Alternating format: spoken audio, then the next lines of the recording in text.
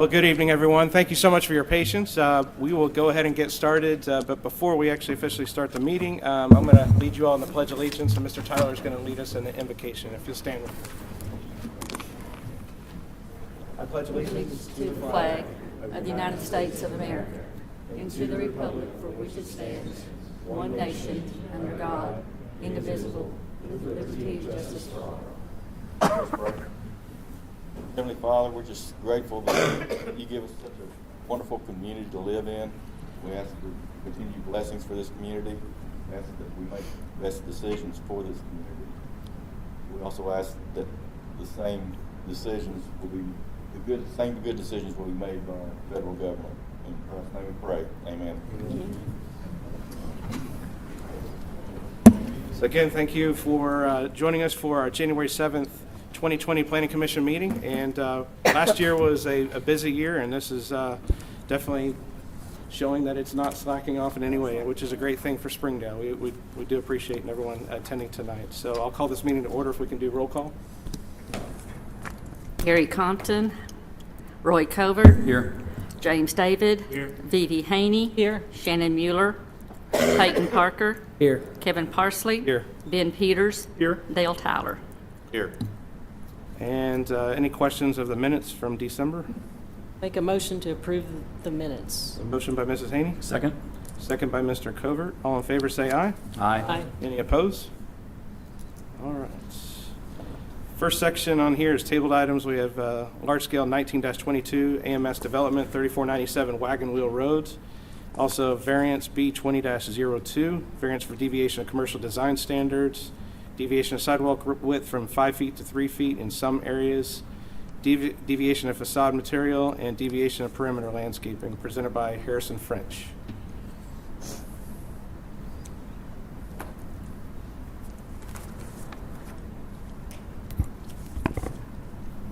Good evening. My name's Evan Niehaus with Harrison French and Associates. Are we going to go through all of them, the Board of Adjustments items as well? Yeah, Okay. we're doing all at once. Very good. We talked about this quite a bit last month. We're doing an expansion to the existing advanced monitoring services with some parking lot and an utility extension.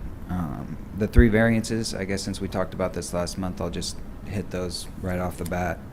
One of them being perimeter landscaping. Currently, we are trying to leave some existing concrete and paved surface on the west side of the property, and so since it's obviously paved, we can't plant the trees there. We, however, have planted them throughout the rest of the site, so we have planted the required number. They just aren't all on that area right there on the west side. And when you look at it, it actually isn't a very long area. I don't remember the exact number. It is in the application here, but we are planting all the required trees. And the variation, the second variance to the sidewalk width, varying it from 5 feet to 3 feet in some areas. And that's to allow for some foundation landscaping. So we're trying to make it as aesthetically pleasing as possible while still getting the ADA function and the turning movements that are required to get in and out of buildings. And the reason for that we're requesting that is because the existing building is built that close to the existing street, and we are matching its facade with ours, so that, well, one, aesthetics, so for the streetscape, so that the existing building, which I'm sure you guys may know or not, it's not like the most beautiful building in the world. And so if we take that nice facade that we're creating and push it back, we're just going to have that existing. Sure. This is the existing building. So we're matching that line right there.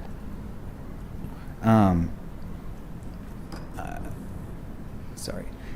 So anyway, yes, we're just matching the existing building, and we didn't want to push our nice building back further from the existing one, which isn't the greatest looking building in the world, although we are fixing some of the facade on there. So the area of the sidewalk that you're reducing from 5 to 3, that's only on site in front of the building?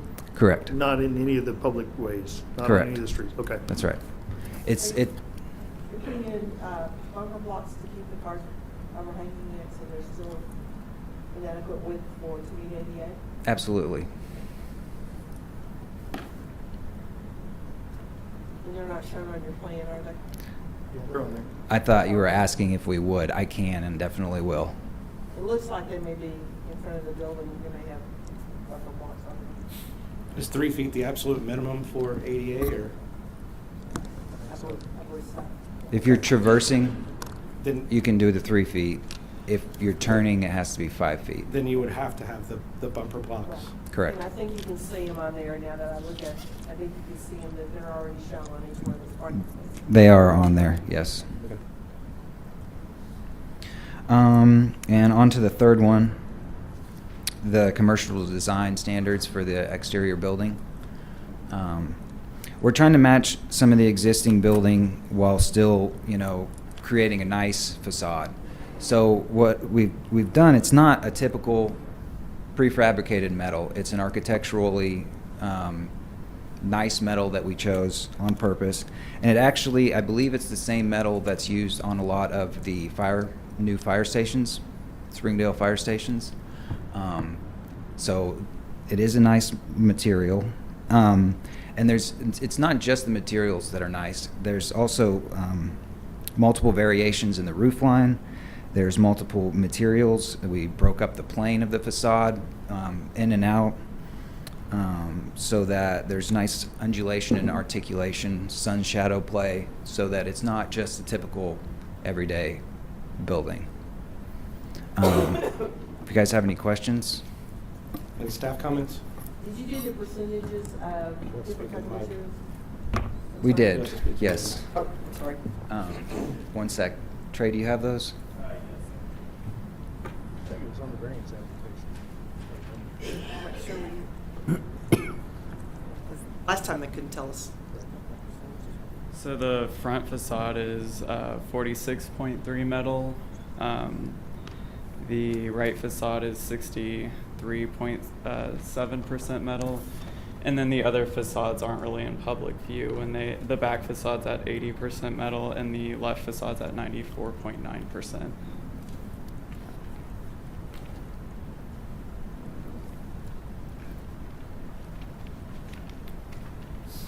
Any other comments? Okay. Any questions or comments from the audience? If you'll come to the mic and state your name and address, please. Okay. Well, we'll make sure that they speak up on it, so. Can we turn the mics up a little bit?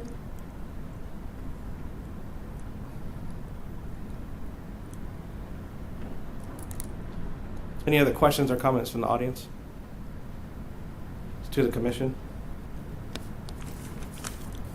Starting with the large scale? We'll start with the variances first. With the large scale, you said? Start with the variances The first. variances, okay. Can we take the variances together? I'll make a motion, or a call for the vote on the variances. Call for vote by Mrs. Haney. Covert, Yes. David. Yes. Haney, Yes? Parker, Yes. Parsley, Yes. Peters, Yes? Tyler. Yes. That passes 7-0. And we have a motion on large scale. Motion to approve, subject to staff comments. Motion by Mrs. Haney, Second? second by Mr. Peters. David. Yes. Haney, Yes. Parker, Yes. Parsley, Yes. Peters, Yes? Tyler, Yes. Covert. Yes. Large scale passes 7-0. Thank you. I'm sorry. Do we need to stay around for the Board of Adjustments, or was that all of it? That's all. It's all handled. Okay. Yep, Thank you. you're good. You're welcome to stay though, if you like. Next tabled item is large-scale 19-24 AirTech expansion, 3241 West Huntsville Avenue. We also have an adjustment, B20-04, variance for deviation of perimeter landscaping, per Chapter 56, presented by Bates and Associates. I'm Jeff Bates with Bates and Associates. If and you can pull that mic down just so that they can hear on this. Andy Lyons, property owner. We can go over the variances first. Also, on the east and west side, there are power lines, and that's one of the major reasons we're having a hard time getting the trees. And on the east side, there's also a water main, so we can't get the trees in between the water main, the power lines. And just can't get it to fit. And on the south, it's all tree covered already. And the southwest also. Staff comments? So how many trees are you proposing to plant? Looks like 20. So the ones just southwest of the addition, you're going to plant those. They're not part of the variance request? Yes. So it's just Two the ones that are existing and clouded? 3 new, yes. And to the one and to the west, or east, I mean. How many would you have been required to plant? Well, if it went around the entire property, it'd been like 70 trees. But there's a lot of existing camping that is part of that. Like if there were no trees at all, it'd be 70 on rear sides.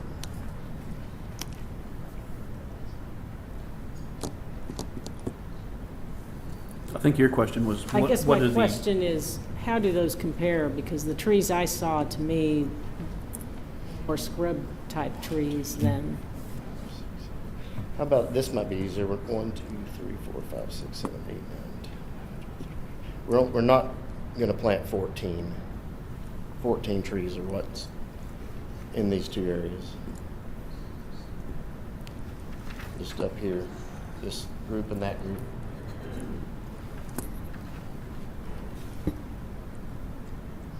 The ones across the front.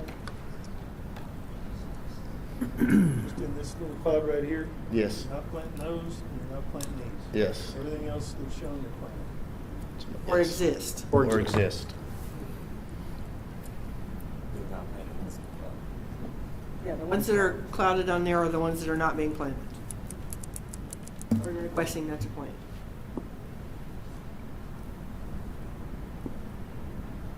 And that's because they're the ones that are already there, you're saying? No, Those the are- ones that are cluttered, there's a power line right on the property line. There's pavement within a few feet, and there's a new water main we had to put in there for fire protection. And we have to be 7 feet off the water main, and there's not enough room between that and the property line and the power lines to fit those trees in there. Is there an alternate location you can put those? Well, not on the perimeter. Well, I mean, We can Tree- plant more trees in the back where the other trees are, but Which would be consistent with the previous one we just went through. because there's something to say for as you're building and constructing, it helps mitigate just the runoff and things like that to have.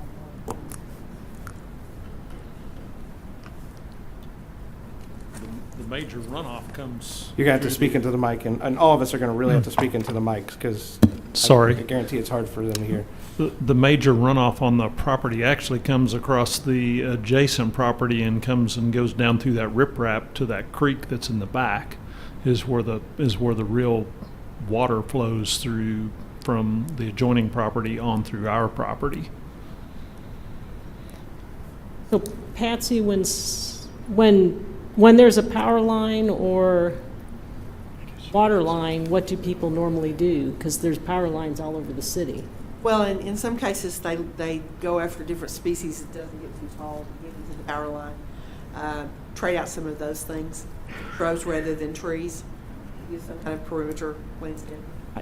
And Patsy, the intent of this is for mostly landscaping for the property, or kind of to replace what was taken? I mean, do you have any frame of reference? on Well, what perimeter landscaping is to keep large expanses of pavement going from one property to the next. It helps the aesthetics of the property as well. You don't have large areas, basically those kind of things. Screening, really. Is everybody over there? Parking areas is really screening, yeah. And my question, so just to understand, your request for the variance is because of, basically, there's not any room to do it, but there's no other, and have you investigated any other way to replace that shrubbery? We could put them somewhere else, but it just wouldn't be on the perimeter. I mean, it Or- doesn't meet the intent. Or you could pick trees that don't grow as tall, or, The challenge they're going to get into with that area is, and I don't know that the power lines is more your issue, as it's probably what's below ground. An example of this is they're putting, I guess, new water lines in front of Young Elementary School. Every one of those Bradford pears would cut down and actually uprooted, because the root system would actually impede on those spaces, I think is probably more your issue. And why you're asking for that to. On that, because the water line, for sure, Right. on that side. I mean, I agree, as far as with power lines, you can have more low height growing trees on that, but it's more as far as what's below ground in that whole piece on it, so. Or we could leave the fire hydrant at the corner like it is, and you wouldn't have the water line underneath of it, and then you could plant shorter trees underneath the high line. You don't have a choice on that. Oh. Fire department made you do that. Yeah, I wasn't sure why we moved it Fire down department made us. whatever that was, 400 or 500 feet down from where it is on the road, but. I think what's being requested, I mean, I think there's enough of the perimeter landscaping to me is probably an opportunity, but if you'd be, I think what I've heard you guys say is you'd be willing as far as to, put an acceptable footprint back as far as the landscaping requirements, as far as the total percentage, but doing in other areas of that. Sure. Okay. So is that something that you would be willing to add to this, as far as still a variance, but with that so expectation? you're going to put that same amount that would be required, just not necessarily in the spot. That's my question. if that's Yeah, what- that would be better. How many trees are we looking at on that side? Can we count them? 9. 9 trees? Got a big area out in front. I know you don't want to hide your business. Well, we're already putting them here, so, I mean, I would think the back Oh, would yeah, be. you got, right, I can see them down. Is this one tree all the way to the north of the property? Is that excluded to that? Austin, can you bring them the aerial so they can see what it looks like from the aerial? Either Google Earth or the. So they want you to plant all the trees, just not here. You just have to move them out here somewhere or around.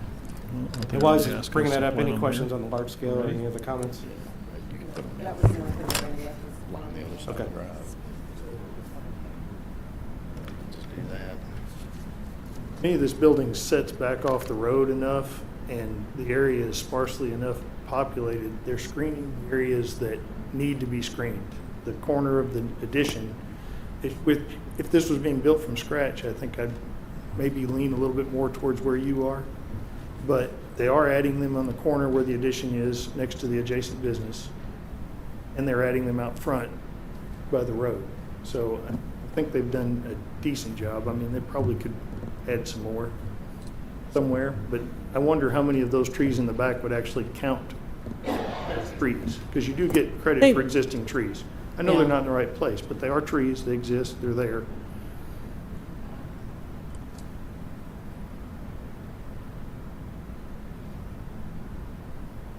I know we've had that before, and when some of the trees have been kind of more scrub trees, they wouldn't really necessarily fit what we ask for when people are doing the landscaping, right? I think there's a criteria, isn't there, about which ones count and which ones don't? There is a criteria. I haven't So counted them. but- have you looked at that criteria, and Determine can you which tell ones us actually. what trees fit that criteria? Or are you just saying there's lots Forested of back, I mean, trees? it's completely covered back there in the back. You'd have to look at the aerial, You know, I mean, but we did not go survey and shoot all 100 trees or however many are back there to figure out what type they were. Since it met the intent of screening, you can't see through there.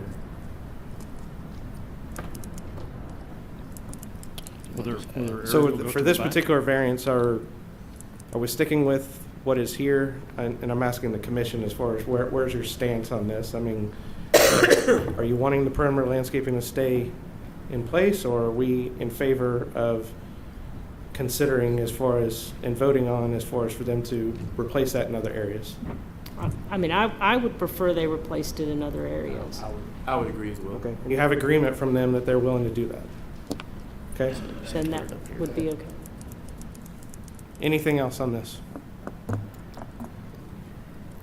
will be a call for the vote. Call for the vote. Call for the vote with them providing some kind of a drawing that shows how they are putting an adequate amount of landscaping back on the site. Yes. That would be required to have whatever's circled on there. Yeah. Okay. It's subject to staff approval. Yeah. As long as we can agree. Call for the vote under those terms. Call for vote by Mrs. Haney. Okay. Haney, Yes. Parker, Yes. Parsley, Yes. Peters, Yes. Tyler, Yes. Covert, Yes. David. Yes. Variance passes 7-0. And motion on large scale Make a motion to approve, subject to staff comments. by Mrs. Haney, Second? second by Mr. Peters. Parker, Yes. Parsley, Yes. Peters, Yes. Tyler, Yes. Covert, Yes. David, Yes. Haney. Yes. Large scale passes 7-0. I got another project here, too. Thank you. Thanks. Thank you. Get a drawing into us before you get a sign for the plans. Next section, rezoning R20-01, GT Electric Housing LLC, northwest corner of intersection of Electric Avenue and Oriole Street from I-2 to MF12, presented by ESI. Thank you, Mr. Chairman. Jason Apple with ESI. We're requesting this 12-acre property to be rezoned from I-2 to MF12. And I'll answer any questions. Staff comments? The adopted comprehensive land use plan indicates medium-density residential use for the area. The rezoning request is in keeping with the following goals and policies of the comprehensive land use plan is recommended for approval. Appropriate locations for single-family and multifamily residential developments should be provided based on accessibility, site suitability, utility availability, neighborhood compatibility, and environmental factors, and encourage the development of a variety of housing types appropriate to the size and income of all households living and working in Springdale. Any questions or comments from the audience? To the commission? Just unclear, that's multifamily to the, Yes. It's industrial to the south, schools to the north. And the area to the east is zoned in that corner. So it's all single-family homes on small lot.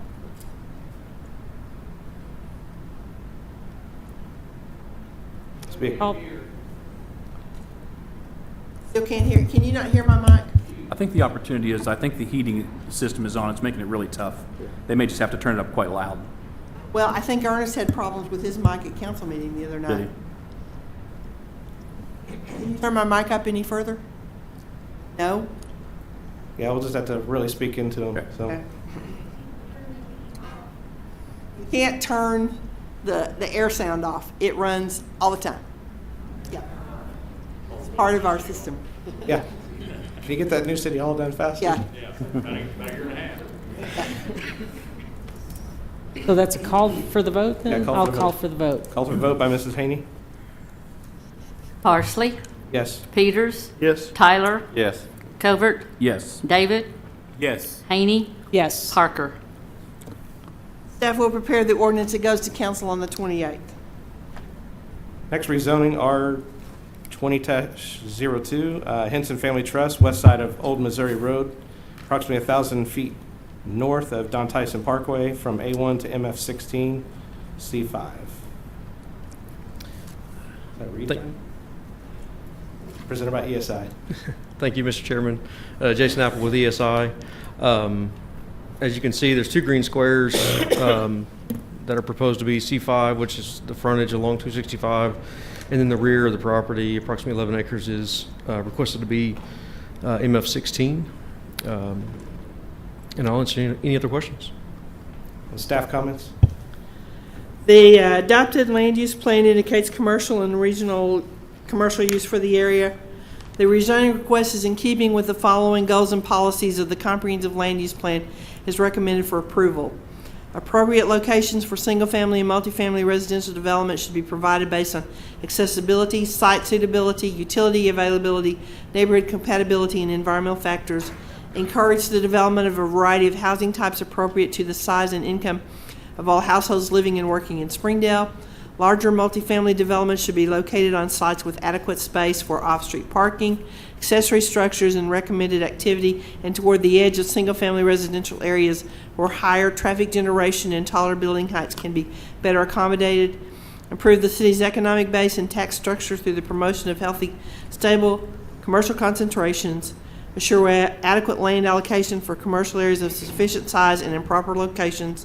Encourage the development of a wide range of commercial development for the residents and tourists to include neighborhood, community, and regional centers. Any questions or comments from the audience? If you'll come up to the mic and state your name and address, please.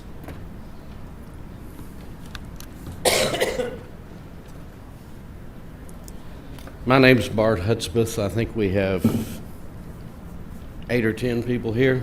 I'm just representing us. We live on Choctaw Street. Not Choctaw, I'm sorry. We live on Kennesaw Street. We're objecting to this for quite a few things. Property value. We live on the houses that I guess you see on the left-hand side of the property. Our properties all butt up to their to those. Just real quickly, you know, if we've had a 2.5% increase, we've lived there 5 years. Theoretically, our property ought to be worth somewhere around $190,000. We've had 2 realtors tell us that they should probably drop between $30,000 and $40,000 in what we can sell our house. That's going to mean that our house is worth less than it was when we bought it 5 years ago. You know, it's just not right from that standpoint. There's a question of privacy. We have small to medium-sized backyards. We're going to have people looking in on us. There's a question of, I've got some information here which we'd be happy to pass on, but in August there was a study, and I'm not quite sure who generated it, but I've got the multiple pages. Feeding, it's supposed to be not in through traffic, and on Buckhead, the traffic has been running about 700 cars a day in an area where you're not supposed to have any through traffic. The average speed on Buckhead going one direction is 60% or 31 to 35 miles an hour when the speed limit's 25. Going the other direction, the speed has been averaging 31 to 35 is 54.9% of the traffic. So we've got so much traffic right now. We've been going to the police. We've been dealing with them. They've put cars out. We've tried to get speed bumps put in. They said there's not enough need. The mayor, I think, has indicated that there's not any through traffic to Powell, but that's not what the statistics show. We have questions about balconies, lighting, dumpsters being there, safety for the community.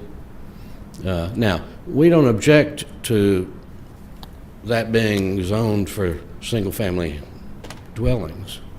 It's the multifamily dwellings that has the potential to hurt our property, hurt our values, causes traffic problems, question of safety. You know, we don't know what it is, but I certainly don't want a dumpster put up to my back fence. You know, so is there anything that I left out that we need to address? I guess not, unless you Sir, have I'm sorry, what was your address? I didn't. 3235 Kennesaw Street. I am, if you don't stop at the stop sign on Buckhead, where most people don't, and you went straight, you'd run into my living room. Thank you very much. Yeah, if you'll come to the mic, please. Sir, I don't know if I heard right. I heard that I supposedly indicated something. Did I hear you right? Did you say the mayor indicated something about traffic on Powell or something? That this was not a problem area of drive-through traffic. I don't, just for the record, I don't know that I've addressed this at all at any time, so. You did when they put the path in there. When I 'Cause put, talked to you on the phone when I put, myself. when we put the Greenway? Yes. Or the Dean's Trail? Yes. Okay, well, that wasn't pertaining to this. I just wanted to, well, I don't think Thanks, so. Mayor. I just want to be clear what I said when I had it. In fact, if you want to know the truth, you called me a name. Okay. Also on this, I want Can to you bring state up your name the and point address, that please? there is two. Can you state your name and address for the record? My name is Doug Botel. I live at 3213 Kennesaw. There's already 2 apartment complexes in that area. So we know that if you put another one in, you can see the traffic is 700, over 700 a day. There's another one, the only way they're going to get to Powell is probably go through our neighborhood again. So I'm just bringing that up. Quick, Patsy, this doesn't show a back way over to Powell off this property, right? No, there is no access to Oh, the. They'd have to west. come basically, down. the traffic on your streets probably doesn't have much to do with this. Well, that's wrong because they go down, But what's the street? there's nobody there right now. It goes down Palisades. If you come This down, property that we're dealing with right now does not go down those streets. They won't have access to those streets. that is correct, but they're gonna go out to to 265. 265 is gonna take them down to Palisades, and then Palisades is gonna go by my house on, Have to turn left to go to 265. that's right, and most people take that. The best way to do it would be turn right, go down, and turn right again. Don Tyson, that doesn't happen. I'm sorry, but I just don't see that much traffic turning left out of there to get over to Powell through your neighborhood. I mean, I think Look with the at the- traffic like that, then really then you would be opposed to anything going in anywhere in your vicinity, because any traffic, if they have a child in school or they're cutting through to get to somewhere, is going to happen. I don't, Well, we just feel, no, I- okay. We feel that if it's a multiple. Can you speak into the mic, please? We feel as if it's a multiple dwelling or apartment houses, you're going to have much more traffic than if you just put single-family dwellings back there.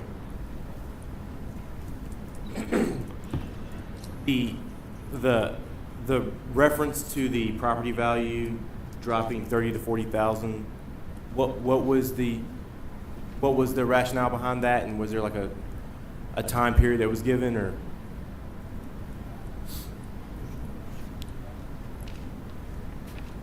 We contacted a couple of realtors, and that was their ballpark figure. And I certainly appreciate that. I just want to be very, Yeah. I mean, I didn't come up with that was given to us. just kind of looking at things. I mean, it seems like that area, hasn't quite suffered, but I don't, so I'll be interested to see more of that had available, but I'm finding it hard to. Well, I've got a 2,600 square foot, 3-bedroom brick house, 10-foot ceilings, 2-car garage, and they told me I'm gonna lose money. I just don't think you can. We don't even know what's going in there, right? So we know what it's being rezoned for. Well, when you But we look don't- at, what is it, M16? Is that right? No, MF16. You can look at the requirements. Yes, for but that- what I'm for saying that is you type don't know, of- we don't know anything about what would go in that MF16. You know, there are studio apartments that go for what 3-bedroom houses go for, right? So, I mean, you don't know that can, that's my issue with just stating something about a, kind of a $40,000 All I can do number. is, all I can do is relate to what I was told. Yeah. Yes, sir, And, and I can understand that. I just looking at, you said it was 32, 35? 3235, yes, sir. It's We've been there 5 years. Yes, sir. And it's difficult for just, I'm just speaking for me, looking at the information I could quickly pull up to see, you know, that type of drop. Well, you can see the size of the backyards along the left side of their property. I guess that'd be the west side of their property. Now, that's our problem because the developer did it that way. But that puts us, you know, with setback, we're going to have apartments within 45 feet of our house, 40 feet Yeah. of the side of the house. So I will address a couple of the points that you made that I think are valid about the overall site plan, location of dumpsters, things like that. Those do get addressed. They just don't get addressed at this point in the process. This is the rezoning. I understand. When they do the large scale, though, you will Well, get to see. we just wanted to object to the use of multifamily. I understand. Yes, Thank sir. you. And again, and we will have a time to look at what that's going to look like and ensure it's in keeping with what we want our city to look like. Any other questions? Jason, I have a question for you on this. So it's a rezoning for MF12 and a rezoning for C5 and 2 of the lots as well, right? Yes, that's correct. It's MF16. 16. Rezoning to MF16 and C5. 2 C5s. Yes. On that. For accessibility, is that one section right there going to be, I don't know, I'm asking this question, is that sufficient for accessibility for an MF16? Yes, what we're doing is aligning with Spring Creek. Okay. And we do have the development plan later in the agenda, and we can speak to the development concerns. I'll wait on that whole But piece, I and mean, just- we're showing a main entrance there to kind of service the whole area, Got it. and then a secondary entrance that we will also include. So we'll have 2 entrances on 265 with that development plan. Okay, we can get into that a little bit. Okay. All right. Yes, ma'am. If you'll come to the mic and state your name and address, please. Yeah, I'm Kathy Hudspeth, and my husband was just talking, and I wanted to address Mr. David. You said something about we don't know what's going in there. Is that right? Oh, it was Mr. Parker. We don't know. We know what it's being rezoned for, but we don't know the development yet. Okay, so, I mean, if it was developed for townhouses, condos, things like that, that would really be an increase in value. But you put in multi-housing apartments like there are off Electric Avenue? Are you familiar where I'm talking about? Yes. Okay, so that will devalue our property. But what I'm saying is we're at the juncture where we decide to rezone it. Okay, so if you this is- rezoned it single family, I mean, you already seem to know what's going in there. I don't. You don't? I don't. I have a large scale. Okay, someone else does. I don't know. Maybe we should look. The packet. But there again, remember, But we're rezoning let's say it's it. not, here's what I'm saying. Let's say it's not in the packet, okay? This is probably a better way to do this. Because we get rezoning requests all the time that we don't know what the actual development will Okay. look like. We have to Right. judge whether that rezoning is in place with what we want to see go in, right? We know that it's probably not likely that this will always remain an open field. Of course, So something's we know going to that. go in there. Yes. And I think probably given land value today, I don't think a developer could develop it with single-family homes and be able to get any kind of return. So they're looking at mixing the uses, have commercial and rezone multifamily. I don't think that, and my point about the drop in value is that that's not based on anything. Somebody said that the value of your home will go down 30 to 40,000. That's not based on anything. That's just someone's guess or someone's opinion. That is based on putting multi-unit family living back there. That's what it's based on. I mean, don't we want to can- get. and wanna I get- don't mean to just No, sit yeah, here and and I don't- argue, yeah, but it's what I fine. want to know is if you vote tonight to change it to 16 and C2, what is it, MF, multifamily, MF 16 and C2, what recourse do we have as homeowners in that area as to what's put in there? Do we have any recourse?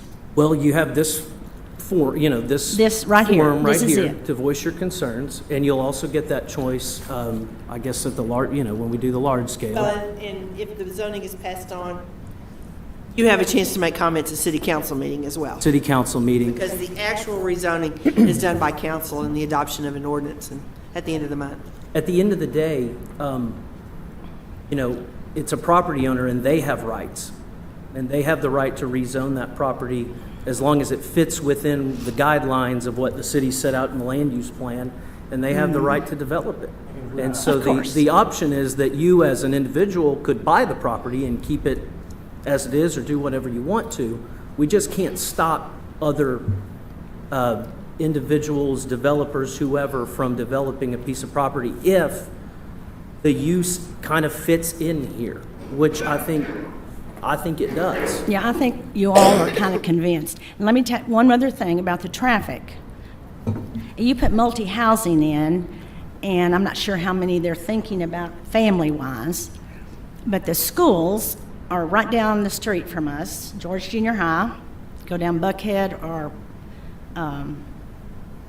what's the other, Palace, what is the other street? I can't think of it right now. There's George Junior High, there's George Elementary, all right?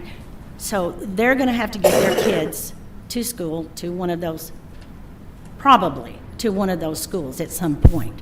So that is, it's not going to be fun. But I think what you have to remember too is that there's development happening all over the city. So the apartment complex that's going to go in on Electric Avenue could also affect you equally to what this is if you're saying people are going to cut through. And Oh, that is so going to then- definitely affect so- us. So then, do we stop any building in Springdale? And it is Well, one of the if you risks. look at- It is one of the risks you run when you build a house and you have a vacant lot behind you is I you agree. don't know what it's going to become. And that's, yes, it may affect your housing value at some point. So, I mean, it's. Okay, thank you. Thank you all. Any other questions or comments from the audience? You have a show of hands to see who, he said he represented 8 to 10, but I was just curious, how many people are here that agree with what's? All right, thank you. To the commission. And that being said, we all also have to remember, even if 50 people are in the room, we're looking always at what's best for the city as a whole, and if this zoning works in that location. Well, I'm absolutely fine with the C5 zoning up against Highway 265. I think that's completely appropriate and a good spot for it. I do, however, have a problem with MF16 adjacent to SF2 for some of the reasons that have been stated. My biggest problem is an MF16 zoning has no height restriction on the buildings, whereas an MF12 does. MF12, I think, is limited to 35 feet. MF16 has no limitations. So like they were talking about with expectation of privacy in your backyard, there's only so much a 6-foot privacy fence will do. So my opinion is that this site is probably good for multifamily. I think the density of MF16 adjacent to SF2 is too high. I'm just saying what I would like to see is that the density be reduced adjacent to the west property line and the north property line to an MF12 to reduce those building heights and to protect these folks a little bit from some of the intensity that would come from that kind of development. I think I would, can we go back to the land use plan, how it divides this? I think I would agree with Ben on that too, probably. Because we have that zoned, we have that in the land use plan as low density residential. Match that. So I think, given the fact that, you're not going to develop the entire property, accounting for that and going up in usage, I would be okay with, but I think I support Ben, would agree with that, and that not going all the way up to MF16. So what would be the difference is the MF12 would not allow any structure taller than 35 feet in that MF12 section. The rest of it remaining MF16 and C5, we would have 3 zoning classifications if the developer's willing to. But yeah, that's my suggestion. Is there a rationale or anything? I'm sorry? Is there a rationale in the MF12 versus 16 density?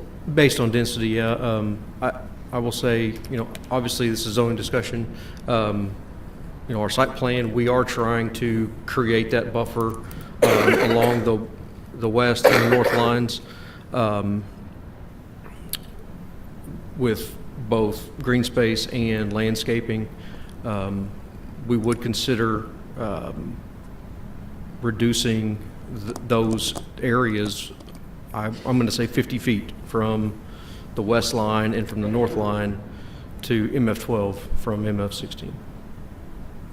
Which would match and I as think far that as would, how that's and I think that would showing give that, at least a buffer if something happens to this development where there would be nothing that could be higher than the 35 feet within that area, even though we're not proposing to do that currently, but I mean, to be understanding of the zoning districts and being able to move forward, we can offer that. So you would be willing to amend your rezoning request to maintain the 2 C5 zones along the highway, and then create an MF12 buffer on the north and the west sides, 50 feet, it would be MF12, and the remainder would be MF16. That's correct. restate that. Okay. The area along the west border and the north border would be MF12. It's the low density that is showing on there. Well, MF12 is still 12 units per acre, I not. understand. I'm just, And then the 2 C5 lots would stay as they are now. The remainder of it would be rezoned to F16. Could you What that does is restrict the height of the building and the number of units that can go into that 50-foot strip to be only 12 and no taller than 35 feet. That gives that. That's a lot smaller. 35 the peak of the roof, or 35? But 50 feet is much smaller than what that low-density section shows. That shows it around the corner. Now, keep in mind that that doesn't set an exact boundary. It doesn't, it's not measured out as a distance. It is a representation of providing some kind of a buffer to it. I don't know what that density, what's 3 lots that are 70. So what Jason's just handed out to us shows the dotted line that he's talking about along the perimeter. What that does is keep buildings that are taller than 35 feet to be not adjacent, right adjacent to it. And the legal descriptions for the piece of property would be amended and put in the ordinance if that's what you approve tonight. And that would be my recommendation.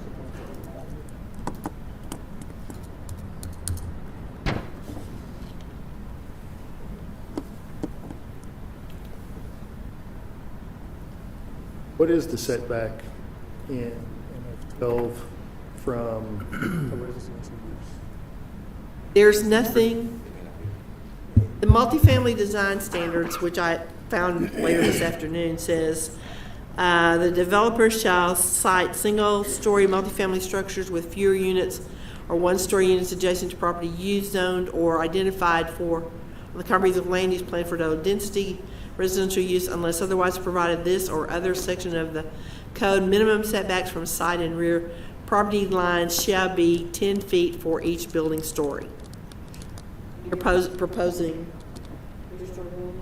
Yes, Or at least- three-story buildings, yes. so they'd have to be 30 feet from that anyway.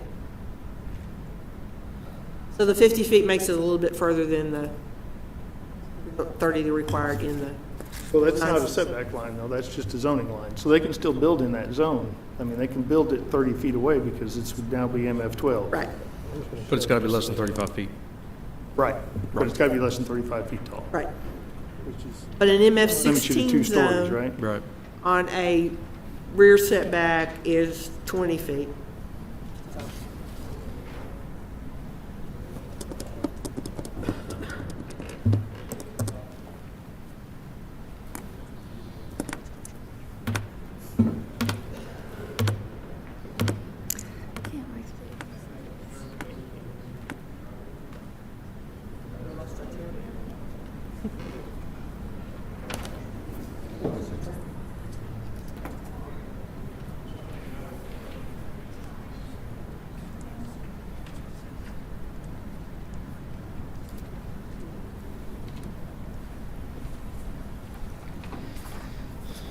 So the question that they have is the buffer, the setback, would that be from the new rezoning, or would that be from the overall property line? Well, the setback requirements are based on the property line. There is only a 20-foot rear setback. So this was, in essence, would help grow that to 50 foot. Right, well, they're saying nothing taller than 35 feet in that area. They would build there, but they still got to meet the setback requirements. And that, Make sure MF 12 is the same thing, but they all have 30 fronts, 20 rears. Same for everything. I mean, effectively, this would give you a vertical buffer in this area. That's that privacy assurance portion of it we're trying to address. okay. So are you amending your rezoning request to reflect what you show on this drawing? Yes, ma'am.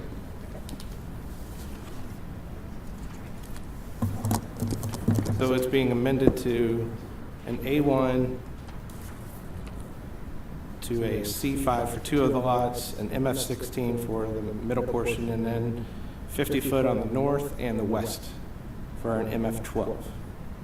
Just making sure it's all understood for the record on it, so. Okay. Any other questions from the planning commission? To be a call for the vote. Call for the vote. Call for vote by Mr. Covert. Peters, Yes. Tyler, Yes. Covert, Yes. David, Yes. Haney, Yes. Parker, Yes. Parsley. Yes. The rezoning passes 7-0. Staff will prepare the ordinance. We need the revised legal in the next. Okay, thank you.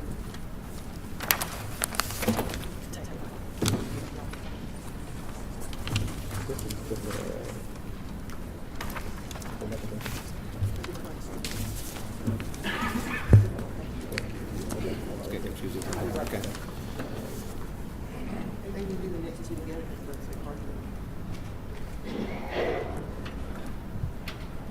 Okay, so we've got R20-03 and R20-04, J.E. Dorman Revocable Trust, Wesley Avenue, approximately 480 feet south of Highway 412 from C2 to MF16, presented by ESI.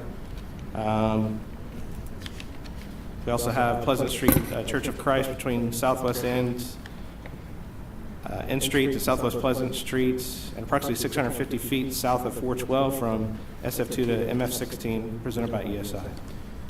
Daniel Butler with ESI. So we're requesting to rezone 4.57 acres from C2 to MF16, and also 0.95 acres from SF2 to MF16. I can try to answer any questions y'all have. I can read them. All right, so the staff comments on here, the rezoning request is in keeping with following goals and policies of the comprehensive land use plan is recommended for approval. Protect the positive aspects of the neighborhood character throughout the city. Appropriate locations for single-family and multifamily residential development should be provided based on accessibility, site suitability, utility availability, neighborhood compatibility, and environmental factors. Assure adequate land allocation for residential purposes by providing lots of adequate sizes. Multifamily housing should be developed at a density and scale that is compatible with the surrounding neighborhood and available utilities and roadway capacity.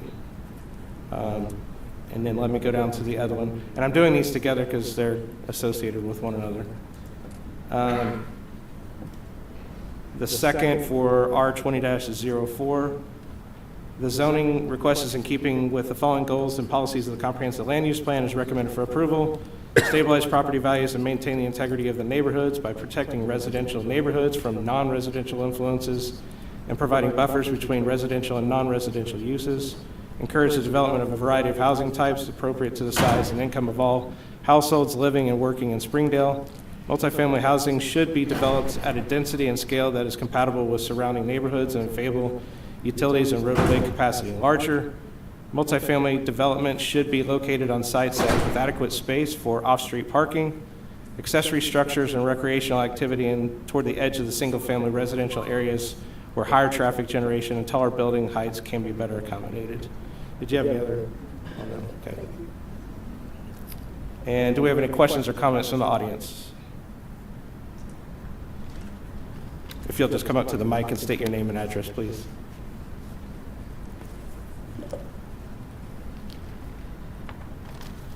My name is Tammy Davis. I live on 1114 Cheatham. Looks like it's going to be backing up to my backyard. And I want to know how close it's going to be to my backyard, just like the last people did in their neighborhood, because I don't want somebody looking in my back windows. I'll lose all privacy in my backyard. There are some trees on that property that have been there since before I moved there, which was almost 45 years ago. Are they going to be cut down? Are they going to have a privacy fence?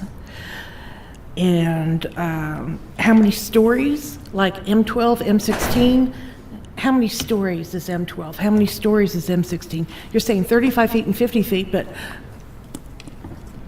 I don't know what that means. So, and plus I want to know how wide the buffer is going to be, because like I said, privacy plus safety for me.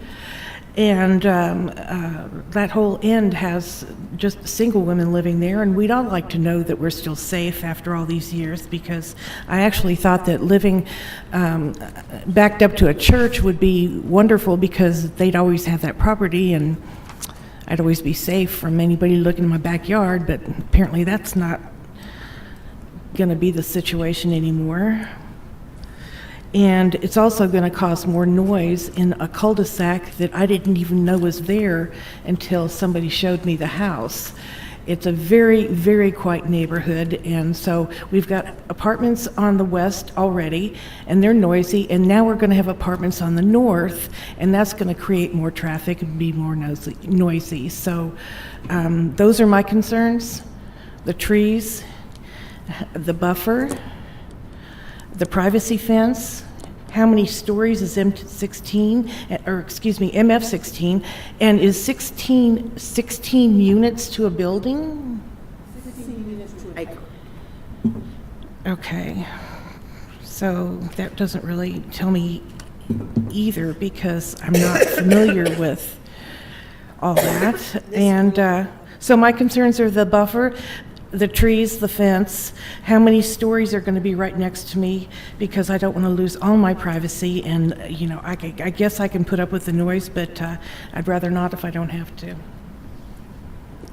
want to take this? Well, the MF16 does not have a height requirement. MF12 is 35 feet, which is typically 3 stories.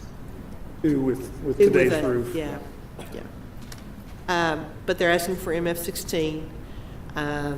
So it would depend on how they meet all of the setback requirements and all of the different developments multifamily design standards, 16 units per acre. 30-foot buffer around it? It has the Setbacks? same, it will have the same privacy assurance that I just read you, that's 1 foot for every story, 10 foot for every story. Well, right now, the proposal we're looking at is 3. So it'd be a 30-foot buffer. But it is designed for, or being asked to be rezoned for MF16 again, which would allow, there's no height limitations. If they go 4 stories, it would be 40 feet. If they go 5 stories, it would be 50 feet, so on.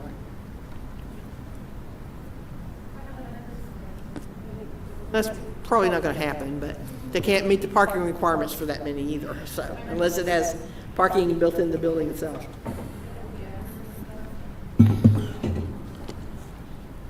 And MF12 would be 3 stories. 35 feet. Okay. 2 stories in. Sorry, I'm sorry. Okay. Got it. Any other questions or comments? Well, what it was being answered on here is for the rezoning piece. As far as MF16, the height piece, your questions were about buffer, the trees, the number of stories, and the fence piece as far as for noise on it. What Patsy was answering was on in an MF16, there is not the height requirements. In an MF12, there is. An MF12 is 35 feet. This one would not have the height requirement, which means that it could go up multiple stories in that whole perspective. But for the buffer, as far as setbacks, for every story is 10 feet as far as the buffer. So if they're doing 3 stories, it's got to be a 30-foot buffer from the property line in that perspective. As far as trees and fence, those would be covered as far as in a large-scale component. That's not related to this rezoning piece here. So I don't know that, it's later in the agenda, and that has to be answered part of the large scale.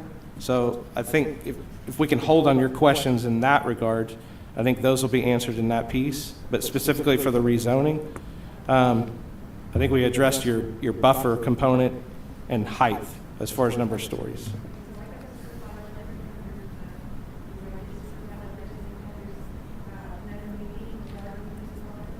Okay, so the question, since it wasn't on that, was They do, you get another a certified notification. question. You do get notification for the large scale and the rezoning. Both of these are on the same agenda tonight, so those things should have been together in one notice. If it's not approved tonight, or if it's turned down, if anything changes, you get notified as an adjacent property owner.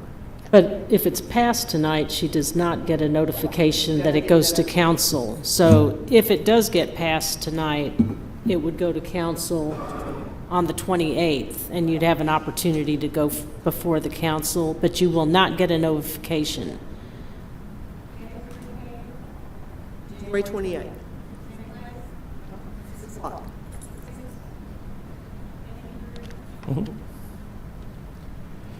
Any other questions or comments? Just to the commission. Are we doing, we think need we to have to vote do on these each one separately. Yes. Yes, so we're doing the J.E. Dorman Revocable Trust first? R20-03. Call for the vote? Well, Oh, you I'd like will. to discuss just a little bit. If this is going ahead to the large scale, but I noticed that you had a yield of 11.6 units in your large scale. So I would ask, why are you doing MF16 when it seems like it would fit in MF12? Well, when we were looking at the incentives, we weren't going to be able to get to that. That's you go to 16, your base is 12. You go to 12, your base density is 8, and we weren't able to get the incentives to get up to that 12. So we had to go to MF16 to get our density. I say, if you've done that, can you tell me what those incentives would have been on an MF12 to get that full yield? You can speak into that mic a little bit more. Sure. Additional green space. There's neighborhood greens, a brick increase, which is one of the items that we would have been able to do. Mix building type. Okay. Can you repeat that again as far as speaking to the mic? Sure. Just the thing here.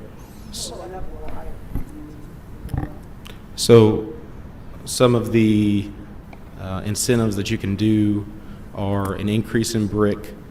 You can do additional open space, additional green space, and you can do additional, or you can do neighborhood greens is what they call, and you can have mixed housing types.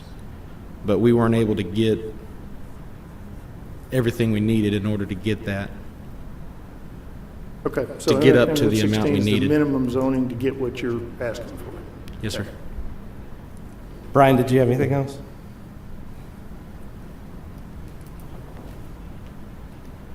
I was trying to decide whether to come up or not and let Daniel do it. I'm Brian Moore with ESI. Really, it was the amount of property, and a lot of the reason is the right-of-way around that cul-de-sac. It kind of gives you some setback differences that you're not able to get the green space. You know, we are actually, Mr. Taldo's building the townhomes that are on Oriole Street. I'm sure y'all remember those. It's the same unit. They're only 2-story. There's no 3-story anything. It really has to do with, it was close with the incentives, although I think we needed to have another half acre or so is all. So that's really the reason it's the MF16, not the MF12, but it's the same townhome units that are on Oriole Street, same that are on Harbor Avenue, across from, the fire station there. I know y'all probably know exactly which ones they are. So I just wanted to make sure we weren't over zoning. No, exactly. Thank you. Thank you. Any other questions or comments from the commission? It's only on the doorman, right? We're just doing the Dorman one first, yes. Call for the question. Call for the vote. Vote. Call for vote by Mr. Peters. Tyler, Yes. Covert, Yes. David, Yes. Haney, Yes. Parker, Yes. Parsley, Yes. Peters. Yes. Rezoning passes 7-0. Now, R20-04. Any questions or comments on this one from the commission? I kind of have the same problem here I had on the last one because we have this adjacent to single-family residential on Cheatham Avenue. And I'd like to see the same sort of MF12 for the southern part of that to give these folks some security that they're not going to have a 3 or 4-story building right out their back door. Consider that. So the question, the recommendation is that this be changed to MF12. Not the whole, Not the you're whole not thing. asking for the whole tract. Just the southern just part. the- Just a southern buffer of the equivalent 50 feet that we had on the other one? Let them offer. Okay.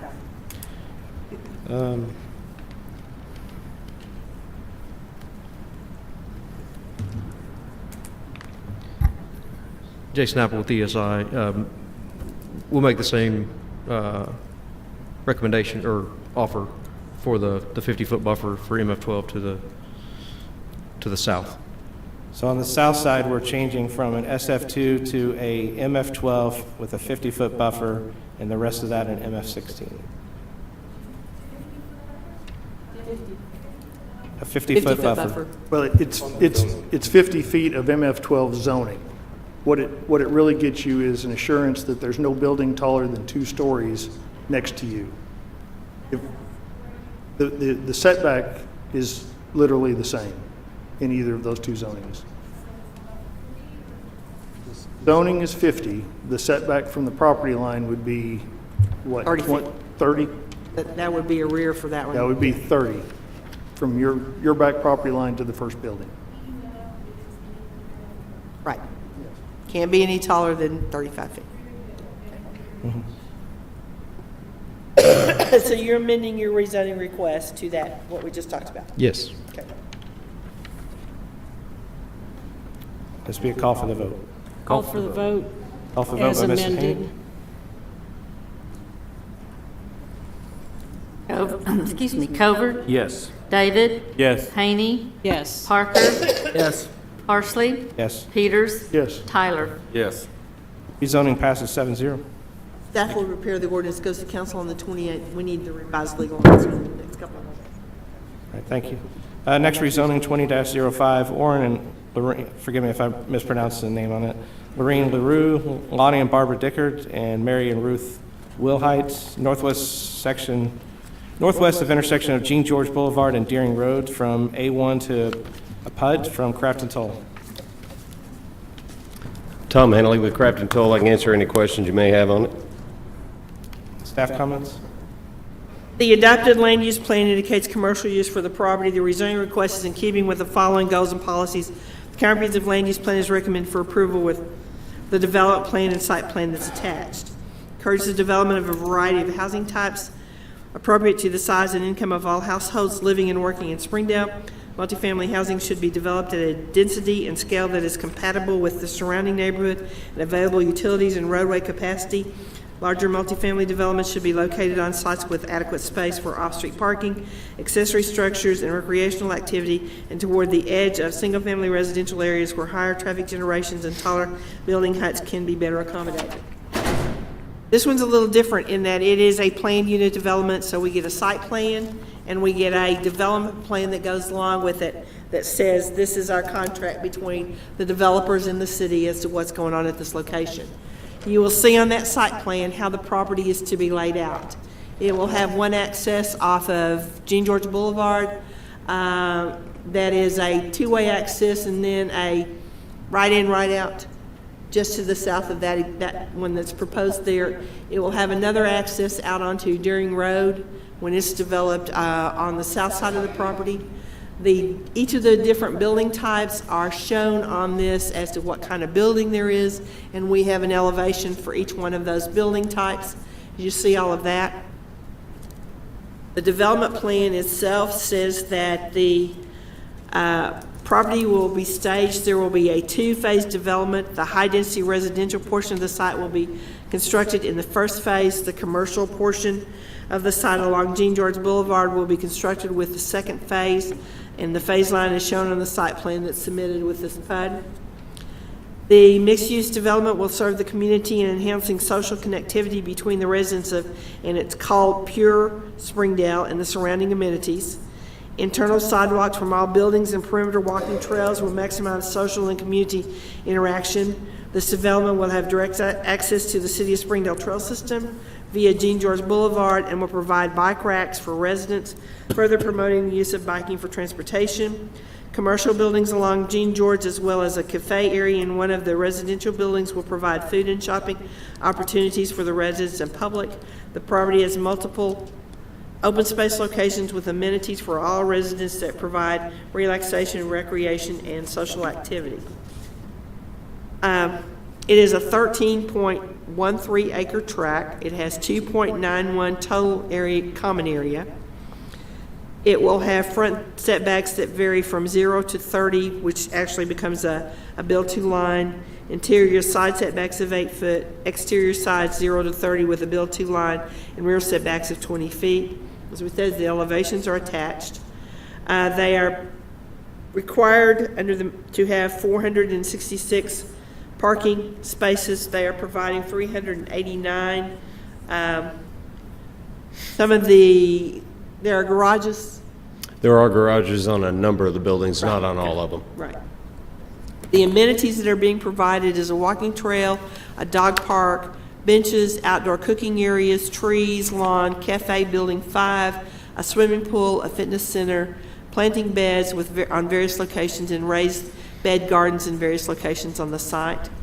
The buildings will be of stone veneer, which is a requirement of the overlay district in which this project is included. It will have board and batten fiber cement and brick veneer. That will use architectural shingles, color to be weathered wood, slate, or terracotta, corrugated metal roofing and awnings and canopies, color to be galvanized gray or black. They will have painted steel brackets, balconies and awnings, cedar or cypress timbers.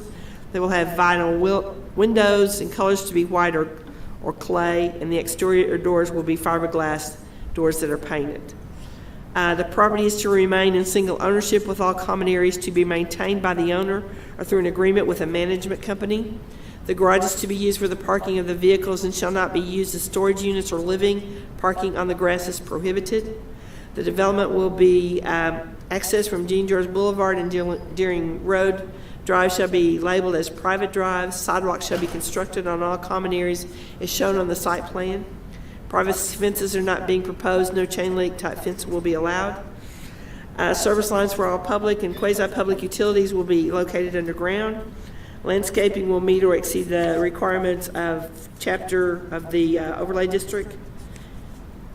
The number of parking stalls proposed is to provide a minimum of 1 stall per bedroom.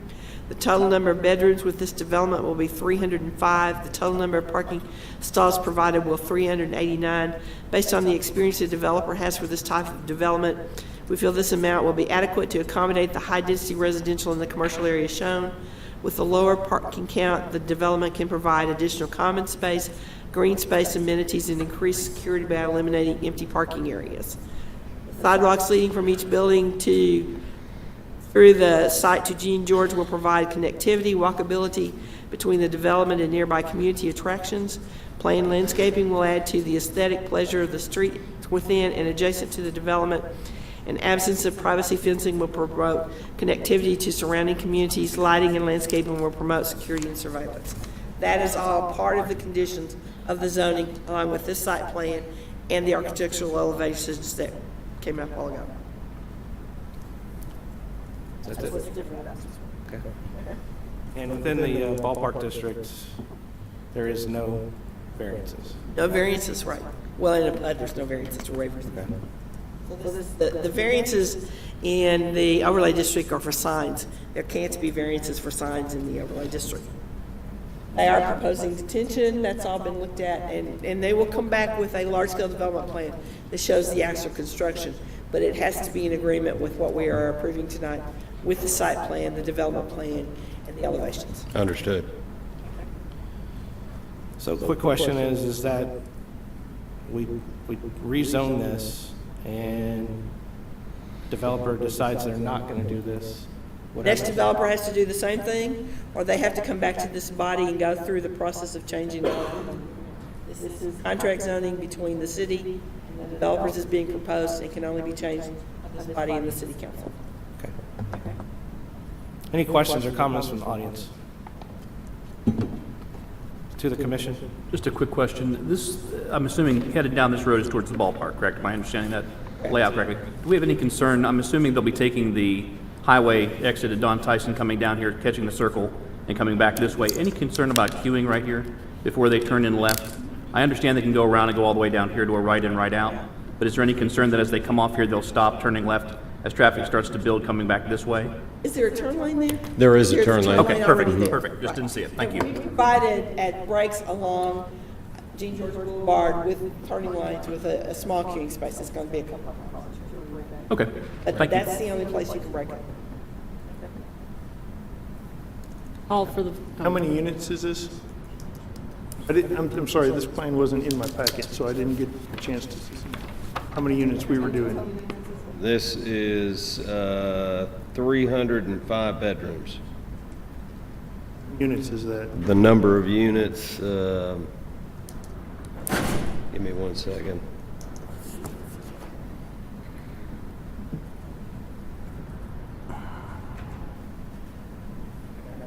You had to stump me, Ben. 221 units. 221 units. So it's about a little over 16 units an acre. Well, my note says it's 13. 221 units of 13.71 acres. I got that off of something. How many acres did you say? 13.13. 13. That's the developed area, right? And then there's a common area of 2.91 that goes with that. So you really are on 16 acres? 13. 13 acres. 13 acres total. 2.9 of that 13 is going to be common. 221, right. Gotcha. 221 units. 137 one bedroom and 84 two bedroom. Right at 17 units an acre. But with a bud. The With a density PUD, set with all that, right? but I just needed to understand the density so Yeah. I knew what we were approving. Good-looking buildings. This be a call for the vote. Call for the vote. Call for vote by Mrs. Haney. David? Yes. Haney? Yes. Parker?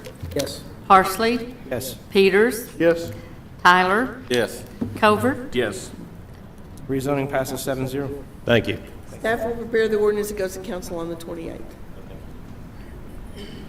Next section, public hearing, conditional use, C 20-01, McLeod and Smith Racing LLC, 3885 Elm Springs Roads, use unit 41, automobile sales, in C2, presented by James Smith. Good evening, Mr. Chairman. Thank you. My name is Jimmy Smythe. I am the owner of the property at 3885 Elm Springs Road. I'm requesting a conditional use variance in order to operate a small boutique used car sales. I would like to state, to start with, that property and its facilities currently house and operate my primary business, which is Concrete Services of Northwest Arkansas, and that will continue. I am also in possession, though, of a used car dealer license in the state of Arkansas. So I'm basically requesting to use a portion of the front lot to display a small number of cars, probably a maximum of 4, which is what is there now. Again, though, I'm going to continue to primarily operate my construction company out of that facility. I also own the property that is to the south of that one and runs east and west towards 40th Street. My eventual hope would be to once again apply for a conditional use variance and house this dealership on that property, but at this time out of the current property at 3885 Elm Springs Road. You are willing to limit the number of vehicles that you have for sale at any one time to 4? Absolutely, yes. And I'd also be willing to, at this time, there is a display on the cars indicating they're for sale. I'd be happy to remove that even if it were in objection to any of my neighbors, to where they look like they were just cars in my parking lot. My plan is not to have any kind of a roadside walk-in dealership, more of a boutique internet sales. I just need a place to park a few cars. Okay. Any comments? Ingress and egress to the property is acceptable. The off-street parking and loading areas is acceptable. Refuse and service areas are acceptable. Utilities are acceptable. No screening would be required. I'm assuming that you are not putting an additional sign on the building for the car lot? There currently is an additional sign that we did apply for permit and were approved. I have a photo of the building I'd be happy to share with you. Because you have a wall sign. That's and do you correct. have a freestanding sign too, as well? No, ma'am, just the wall sign. It's very small. Okay, you're not adding a freestanding sign of any kind? No, ma'am. Okay. Yard requirements are acceptable. The size and shape is acceptable. Landscaping is not required. It is generally compatible with the adjacent property owners and other property in the general district, and as long as it's restricted to 4 spaces along Elm Springs Road for the used car portion of it. Okay. Any questions or comments from the audience? To the commission? You know what kind of cars do you sell? I mean, are they They're sports cars, high-end exotics. no open hood engine work No, gonna be they- done around we got there? A couple of Gas and other Porsches, engines? Shelby GTs. Okay. Yeah, That's the questions I got from Yeah. your neighbor. right, sure. No, I understand totally. And they said if it's that, they had no objection. Sure. But I we're not understand. stipulating what kind of cars he can put there. We're only no. saying only 4. I know, I understand. okay. but If 4's I don't fine. sell them, I'll be driving something that's parked with an open hood and grass growing around it. So. No, that's not the intent. Any questions or comments additional to from the commission? This be a call for the vote. Call for the vote. Call for vote by Mrs. Haney. Haney, Yes. Parker, Yes. Parsley, Yes. Peters, Yes. Tyler, Yes. Covert, Yes. David. Yes. Conditional use passes 7-0. Staff will prepare the resolution, goes to council on the 28th. Okay, thank you. Thank you.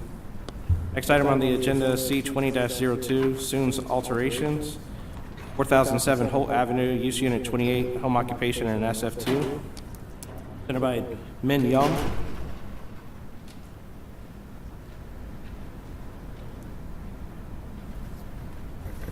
Hi, my name is Min Yum, and I live in the 4007 Holt Avenue, and me and my wife, she wants home business for alteration, like a clothing repair stuff, and that's why I came here, the permission for here. Okay. Thank you. The ingress is acceptable, the off-street parking is acceptable, the refuge and service area is acceptable, utilities are acceptable, screening and signs are not applicable, yard requirements and size and shape is acceptable, no landscaping is required. Generally compatible with adjacent properties with the following conditions.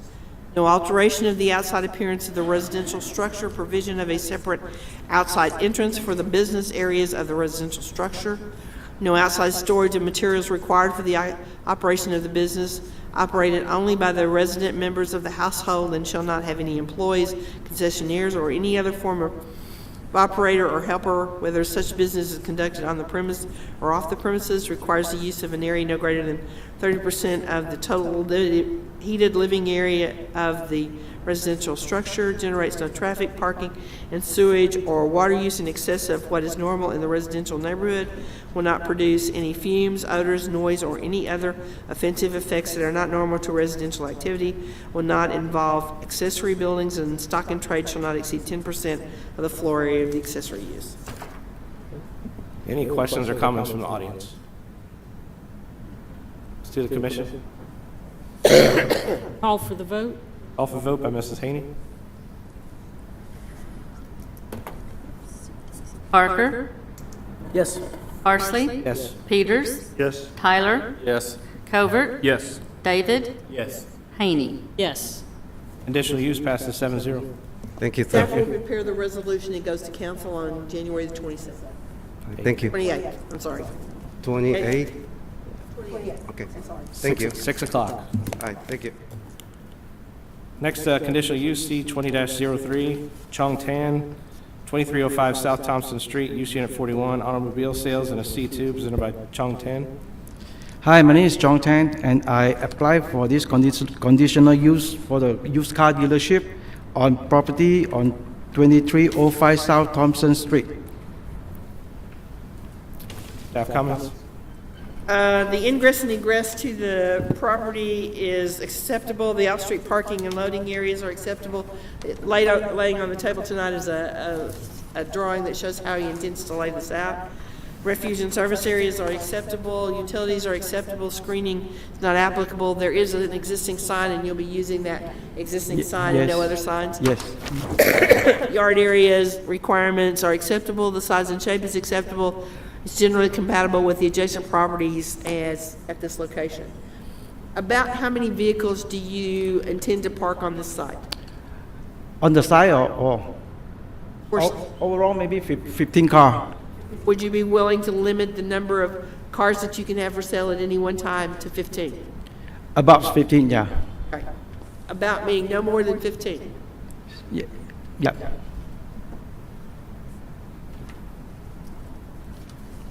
They can only be parked on paved areas. Yes, it's all paved area.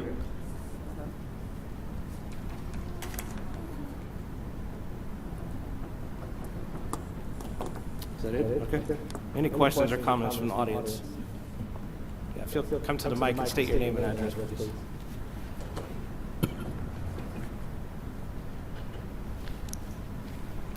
My name is Charlotte Kaufman, and I have the property Arcans, the recycling shop behind this property, this lot. And there's an easement, I have an easement between Thompson Street to my property. And I just don't need it blocked or anything, so I can have use to that at all time for business. She's worried about an easement, or them blocking that easement with the vehicles placing them Do you there. have where a they can't. filed copy of an easement that goes across? I believe, Survey shows, I would assume what this is showing is a 25-foot access easement across.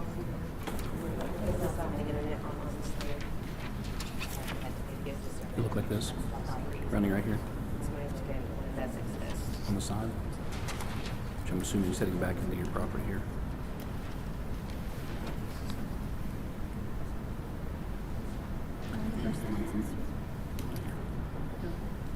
Well, I have to tell you my ability to read the slick line. You wouldn't be allowed to block the access easement.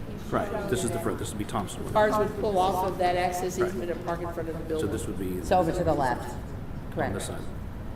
In front of that Running up here, 25. opening on the north is where he would be parking for his customers that come in, not vehicles to be sold. Okay. As long as they can still get vehicles. 5 feet wide, which is what that drawing shows. Okay, okay. Yeah, as long as they get vehicles up and down the easement. Okay, that's okay. So here's this property today, all his stuff will stay on this side. This red line, that's the one side of your easement. Here's the other side of your easement. This is at this 25-foot distance here. It starts at Thompson, goes all the way back to your property. So there won't be any, they're not showing anything in that 25-foot, which is your easement. Right, everything they're showing is on this side of the line. This is the line right here, and everything they're showing is over on the right-hand side.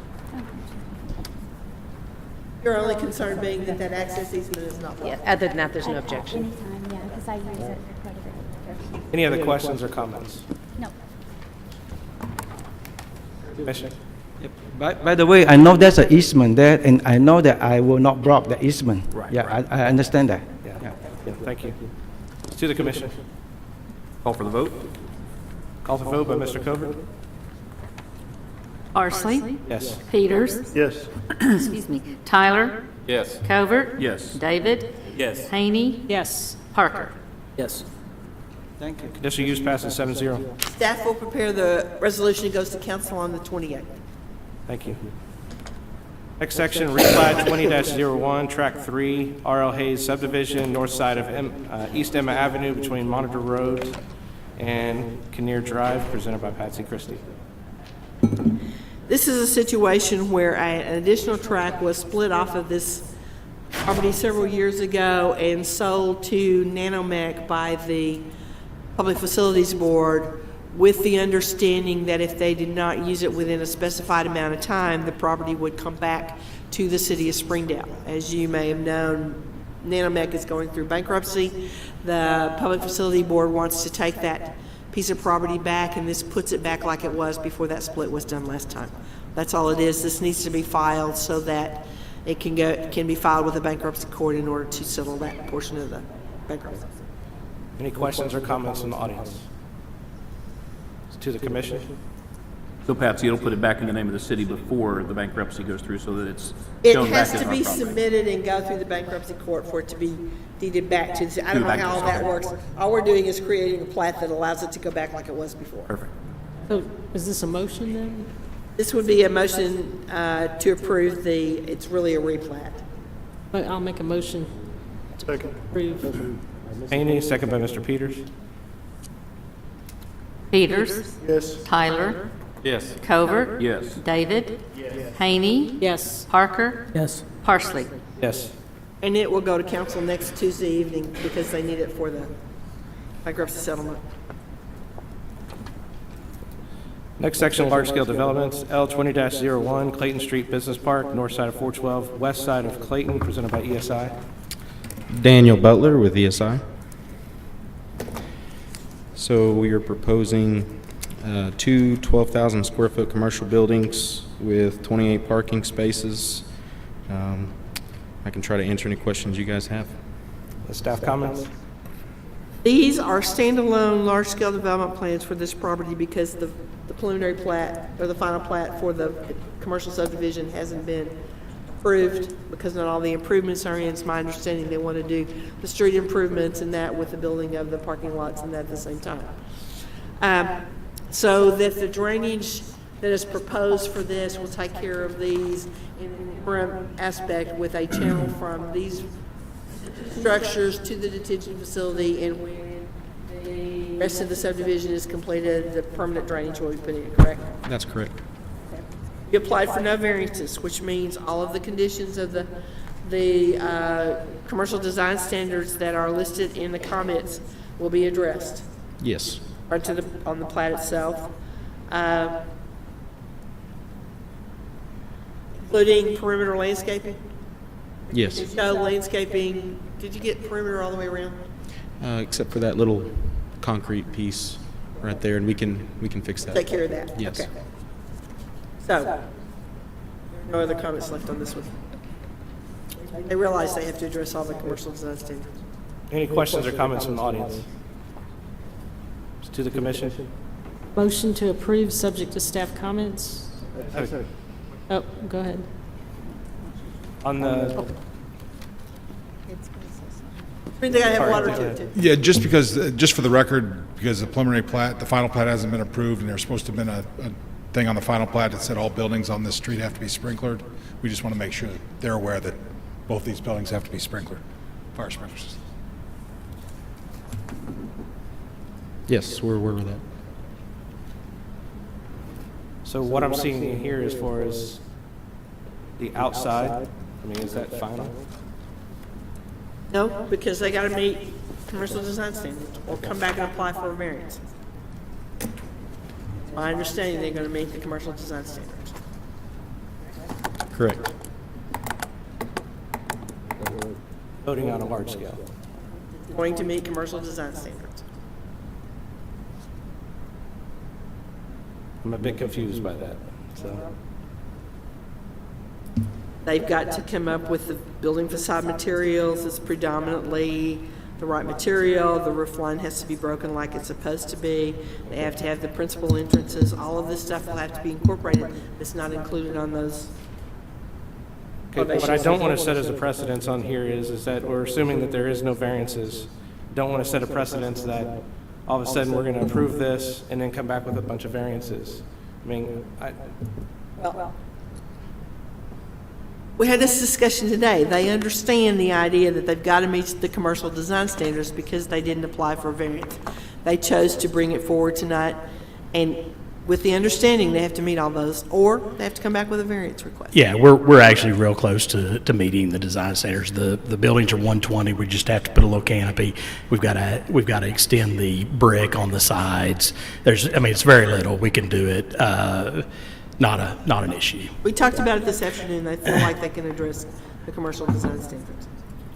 okay. Leaves it to staff to make sure it meets it before they get Yeah, no, and I mean, I can tell you, we're ready to get started, so we're not, I can't see us coming for variance on any of it.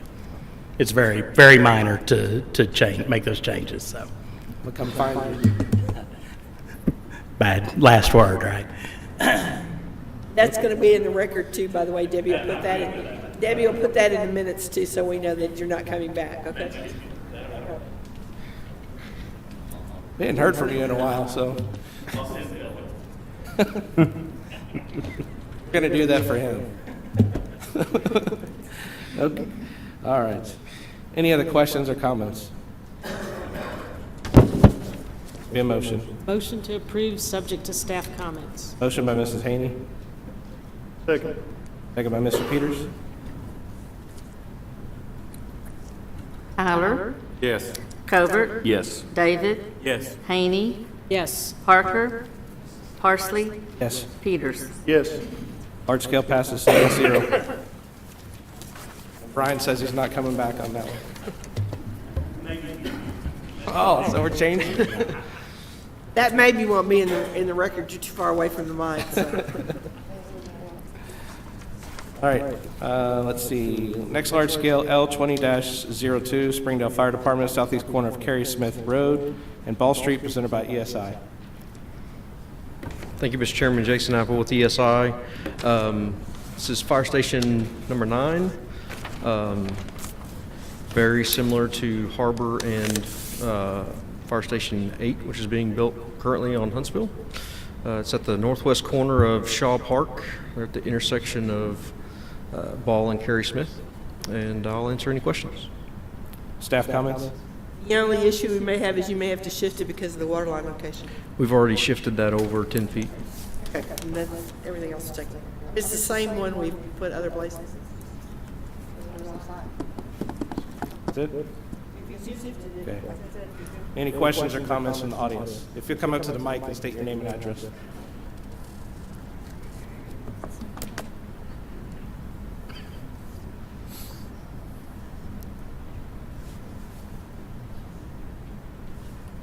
All right, Michael Kirkland, 14115 Ball Road in Springdale. I've just got a couple of questions as far as the location of the doors. Are they going to be on Cary Smith Road or I'm sorry, not Cary Smith Road, but Downham Road? They intersect right there. And also, is it going to come out Ball Road or the other direction? The main exit is to the north on the Cary Smith. There will be the entrance to the station on Ball, which will be in the same location as the maintenance facility for the park. So the trucks will come in on Ball, but they'll leave on Cary Smith or down to the north. Okay. Thank you. Do they blow the sirens when they Can you speak in the mic? I'm sorry. Are they going to activate sirens when they immediately leave, or is there a criteria on how far away from the station that they do that? You need to call the chief or ask Blake as to how they do that. Just curious. I mean, we're not complaining. Here comes the chief, he's going to tell you. Tell us where you live.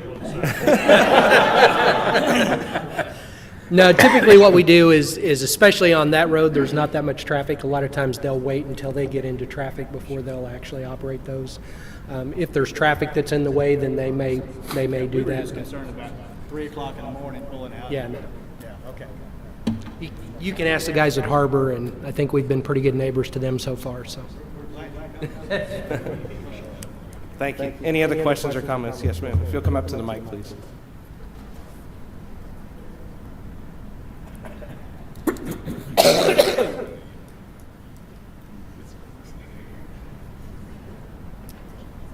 Teresa Kirkland, 14115 Ball Road.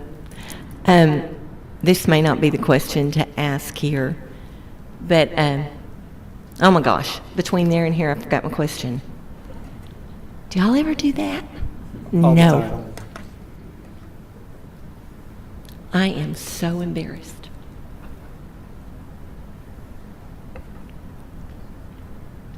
I'll ask any other questions or comments from the audience?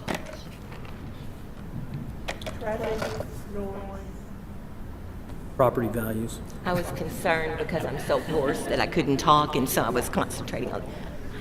So while she's thinking of her Thank question, if you have not had the opportunity to go look at your local fire station, I encourage you to do it.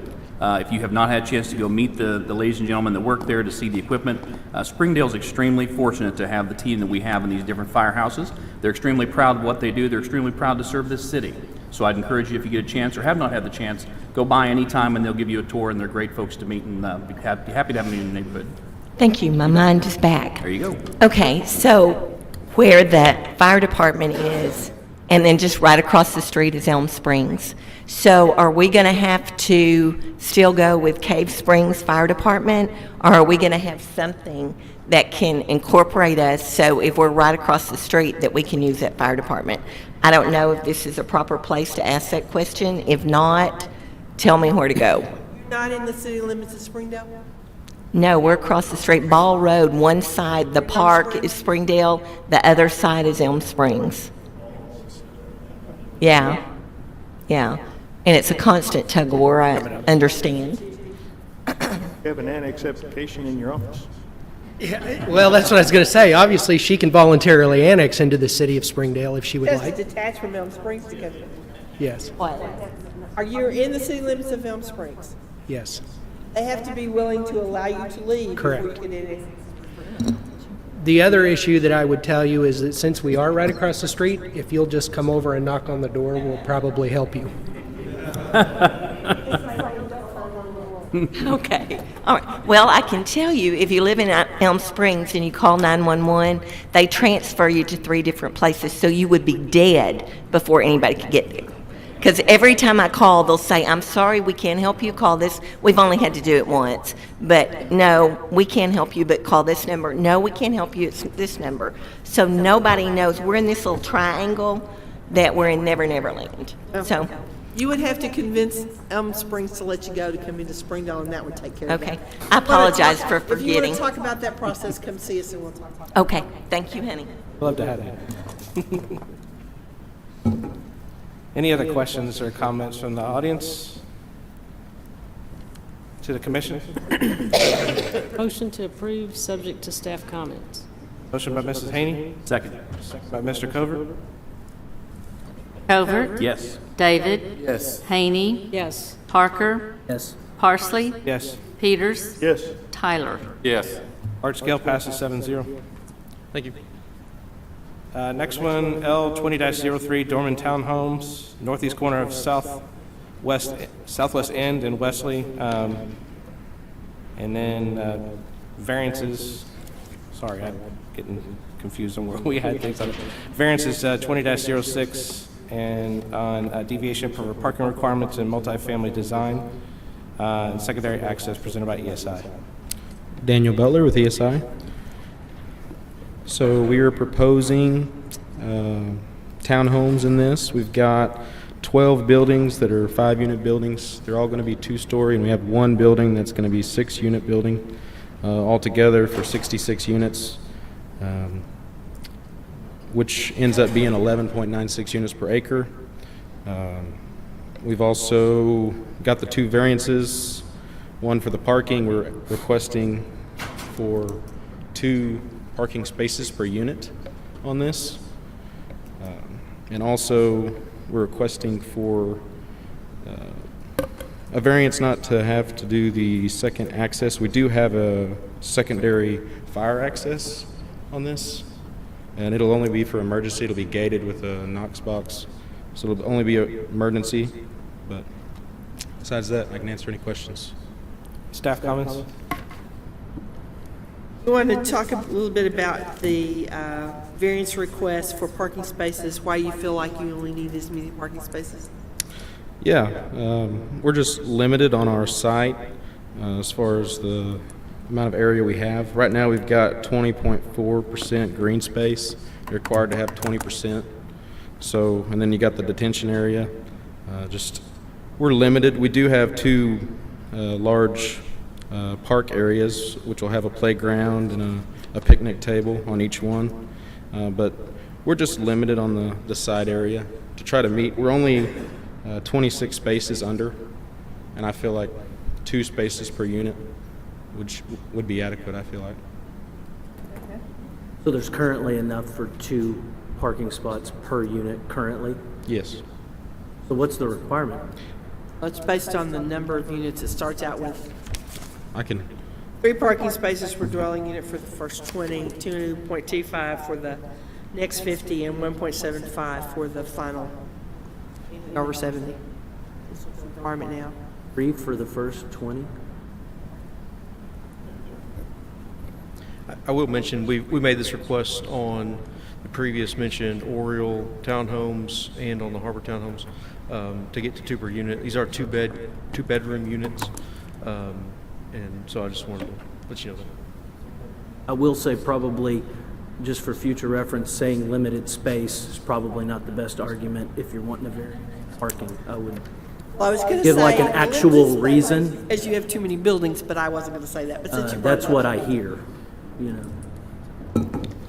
The But if it comes out to 2 per, I think that's probably. The requirement for the second access, they meet the fire code requirement with an emergency access only across the parking lot. Now, we do have to have an actual access easement across through there, and we have to know that it's being maintained as an access easement. There's a question because it's going through the parking lot, how is that maintained? The other requirement for a through access drive is part of the multifamily design standards, and it says multifamily developments greater than 5 acres shall include a minimum of 1 through access drive, which typically shall be a private drive, but may be a dedicated street with sidewalks and landscape planting strips between the sidewalk and curb. The through access drive shall be continuous through the site, connection to a perimeter public street on either side. The design of all through access drives shall be consistent with and aligned with residential drives of through access drives in adjacent existing or planned development sites. That's the variance they're asking for. It's not a fire code variance, it is multifamily design. Now, this is, what size track is this? It's just over 5 acres. It's not, it's like 5.1 or 5.5. It's 5.5 acres, sorry. But, you know, we do have little different scenario where we got an existing road with right-of-way that we're trying to improve around. So that was one of the factors we took. It's not the same kind of thing in that you would have a apartment complex where you drive up off the street, you drive into the middle of it, there's no way to get back out. The first four buildings are on a private street already, on a public street already, so I can make a case for this one not to have another access point. Well, even more than.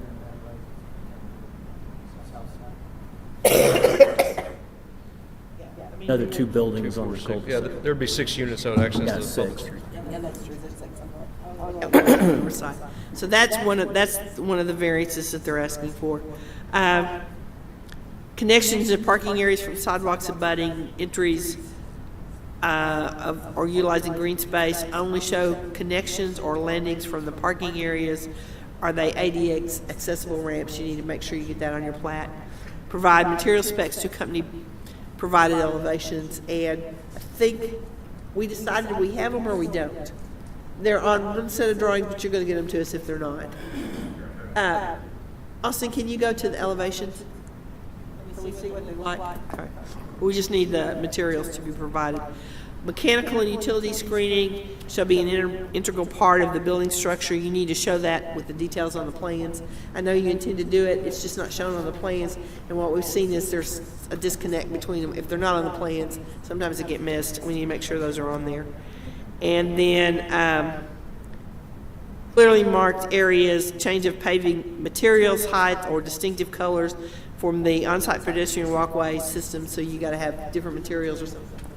I don't think that's on the plan either. I don't think there are any drainage issues unless somebody over there tells me something differently. I don't think there's any other issues.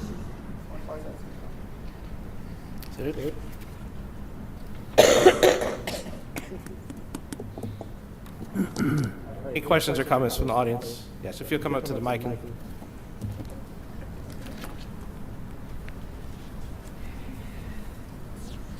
Tammy Davis, 1114 Cheatham. I was not notified of this because it does not abut up to my property. So apparently I'm losing all the green space north and northwest of my property. I'm sorry, I didn't get where the emergency exit was going to be. Across the parking lot of the church. Across the parking lot of the Where church. that gray strip is right there, it will extend through that parking lot to get to Pleasant Street. Oh, the Church of Christ? Yes. Yes. Is it north on their property or south? Well, we don't have an actual easement document, so Jason, can you tell us Kind of where in that's the middle of their. Kind of in the middle Kind of of in the it. middle, it's north of you, and right, and in the kind of in the middle of their back. They've got buildings. They've got a building that's, I'm assuming, see that, you can't hardly see it, there's a little circle drive behind. The building sets just to the east of this circle drive. So that driveway would go down the south side of that little building in the back. So did the church sell all their property? No. They don't have to sell them, I mean, this is a, Well, they sold the that one small piece. portion in the back. Okay. That we just rezoned to the 50-foot buffer that's MF12 and the rest of it MF16. Okay, so also, are all the accesses to these apartment houses, buildings, are they off of the Wesley cul-de-sac? Wow. I'll come off of there. That's a lot of traffic. And I think that 2 parking spaces per unit is unrealistic because I can go down the other side of my street and see 4 or 5 cars at a 2-bedroom house that's smaller than mine. So if you've got like 2 bedrooms and you've got an adult child or adult person in one and a couple in the other, there's 3 cars right there. So that's not my problem, but I was wondering, he mentioned green spaces with picnic tables. Is that by any chance incorporating those trees and not cutting them down? All the common areas over in the center of that, they're putting trees all the way around the perimeter. Okay, so it looks like they're cutting down that more than 45-year-old tree that's been there forever. I'm not sure exactly where that tree is. Is that? It's north, well, actually, it's east of the cul-de-sac. It's huge. People have tried to abuse that tree, and I the think pastor I- at the I think Church I of s- Christ ran them off because they were trying to break branches and stuff, the people from the apartments. I hate to see trees getting cut down. And Fayetteville, the Tree City, I don't think so. They cut down trees more than anybody I've seen. Personal opinion. They're not requesting any variance for that, so they'll have to meet the code, the Well, city requirement. But we don't have requirement that they can't cut the tree down either. Well, no, but I'm talking about screening. I mean, there's But the screening. all those circles around the, I mean, those are all trees, all around every side of that development. So even if they cut one down, I promise you there'll be more trees on that site than there are Oh, today. yeah, but I know, gosh. but Are you guys trying at all in your plans to save the trees? Do I have to I'm not find su- I'm one not sure where your and tree chain is. myself to it? Philip's coming up. East of the cul-de-sac. Hi. Can I say something to address your problem? Sure. I just wanted to say, I'm one of the developers and, Philip, of can you this- state your name for the Oh, record? Philip Taldo, 3980 Tahoe Circle, Springdale. And I just want to say that, and I know y'all can't bind anybody to this, but we don't intend to take any trees down that we don't need for building, a parking lot, or for utilities. We'll save every tree that we can save. And that's about the best I can tell you. So we don't intend to go in there and take trees down. I love trees, just like you do. No, but I'll go down and look at it. So I'm telling you, I can't tell you, but if we don't have to take it out for the construction or the parking lot or to install the utilities, we're going to leave the trees. I said, only if we need to build a building, put in a parking lot, or put in utilities. Now, if one happens to be there, but I can tell you, every development that I've ever done ends up with more trees than there was before we developed it. Well, you're young enough. You're going to see some nice trees there one of these days. Thank you, Philip. Thank you. Any additional questions or comments from the audience? To the commission? I do have one question. So on this deviation of parking requirements, is that something that you're going to have, like, in the leases when you're leasing those down? Yes, that's correct. Yes, ma'am. We have that in our leases. They can't have more than 2 vehicles.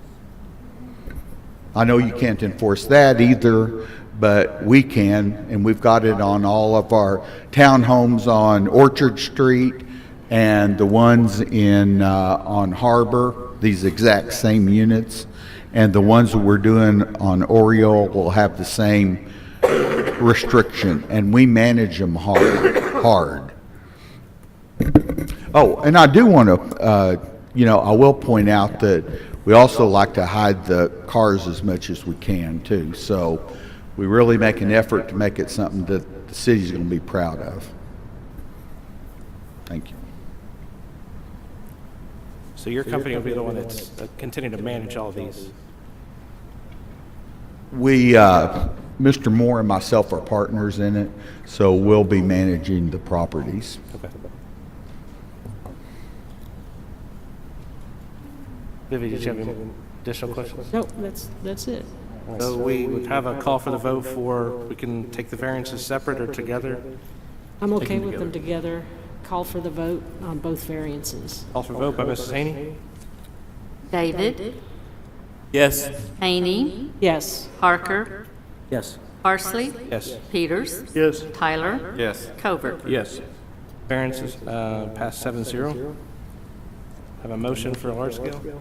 Motion to approve, subject to staff comments. Motion by Mrs. Haney. Second. Second by Mr. Covert. Haney. Yes. Parker. Yes. Parsley. Yes. Peters. Yes. Tyler. Yes. Covert. Yes. David. Yes. Large scale passes 7-0. Thank you. Next, large scale L 20-04, Old Missouri Apartments, west side of Old Missouri Road, north of Don Tyson Parkway, west of Spring Creek, presented by ESI. Daniel Butler with ESI. So we are requesting to develop this. It's got 14 different buildings, 4 of which will be one-bedroom units, 6 will be two-bedroom units, 4 will be three-bedroom units. It'll be a total of 168 units with 15.72 units per acre. This will also have a clubhouse proposed, a pool, a cabana, and a tenant storage. These will be 3-story buildings. We've got more green space than what was initially required with 20%. We got 26% green space on this, so there's quite a bit of green space. But other than that, I can try to answer any questions you guys have. Staff comments? Okay, with the changes that we made in the zoning request, you can meet all that, having those units they're losing 4 units. Okay. And it's second one from the bottom. I don't care. It's got to fit into that area. Okay. Again, this is that requirement for 2 access points as part of the multifamily design standards, not the fire code. What we talked about is providing a second access on the south side of this project out to 265. This is not one where we want to access it into that subdivision. There's no way to do that unless they bought a house, and we don't want to put that traffic into that subdivision. So the alternative would be they will narrow down the entrance from a boulevard all the way in. It'll have a left turn lane at 265, but it will be narrowed down to a standard street, and the second access will be put on the south portion of this property as part of this project. So we still have 2 access points. We just have a street that goes through it, but we wouldn't want it to go all the way through to the other street. You're not asking for a variance on parking spaces on this one. You got to come up with the handicapped accessible stuffs, ramps. We need to see those.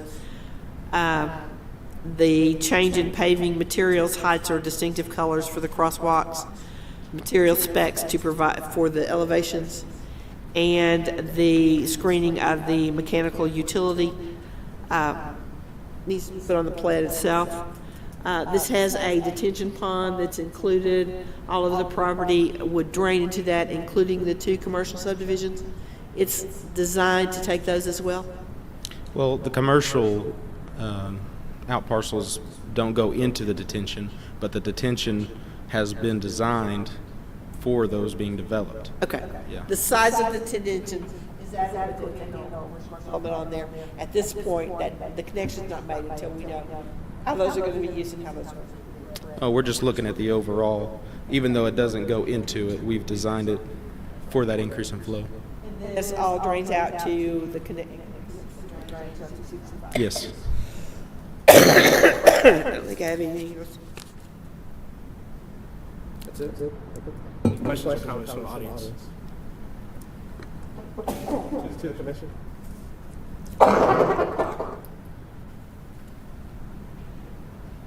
Motion to approve, subject to staff comments. Motion by Mrs. Haney, second by Mr. Peters. Parker.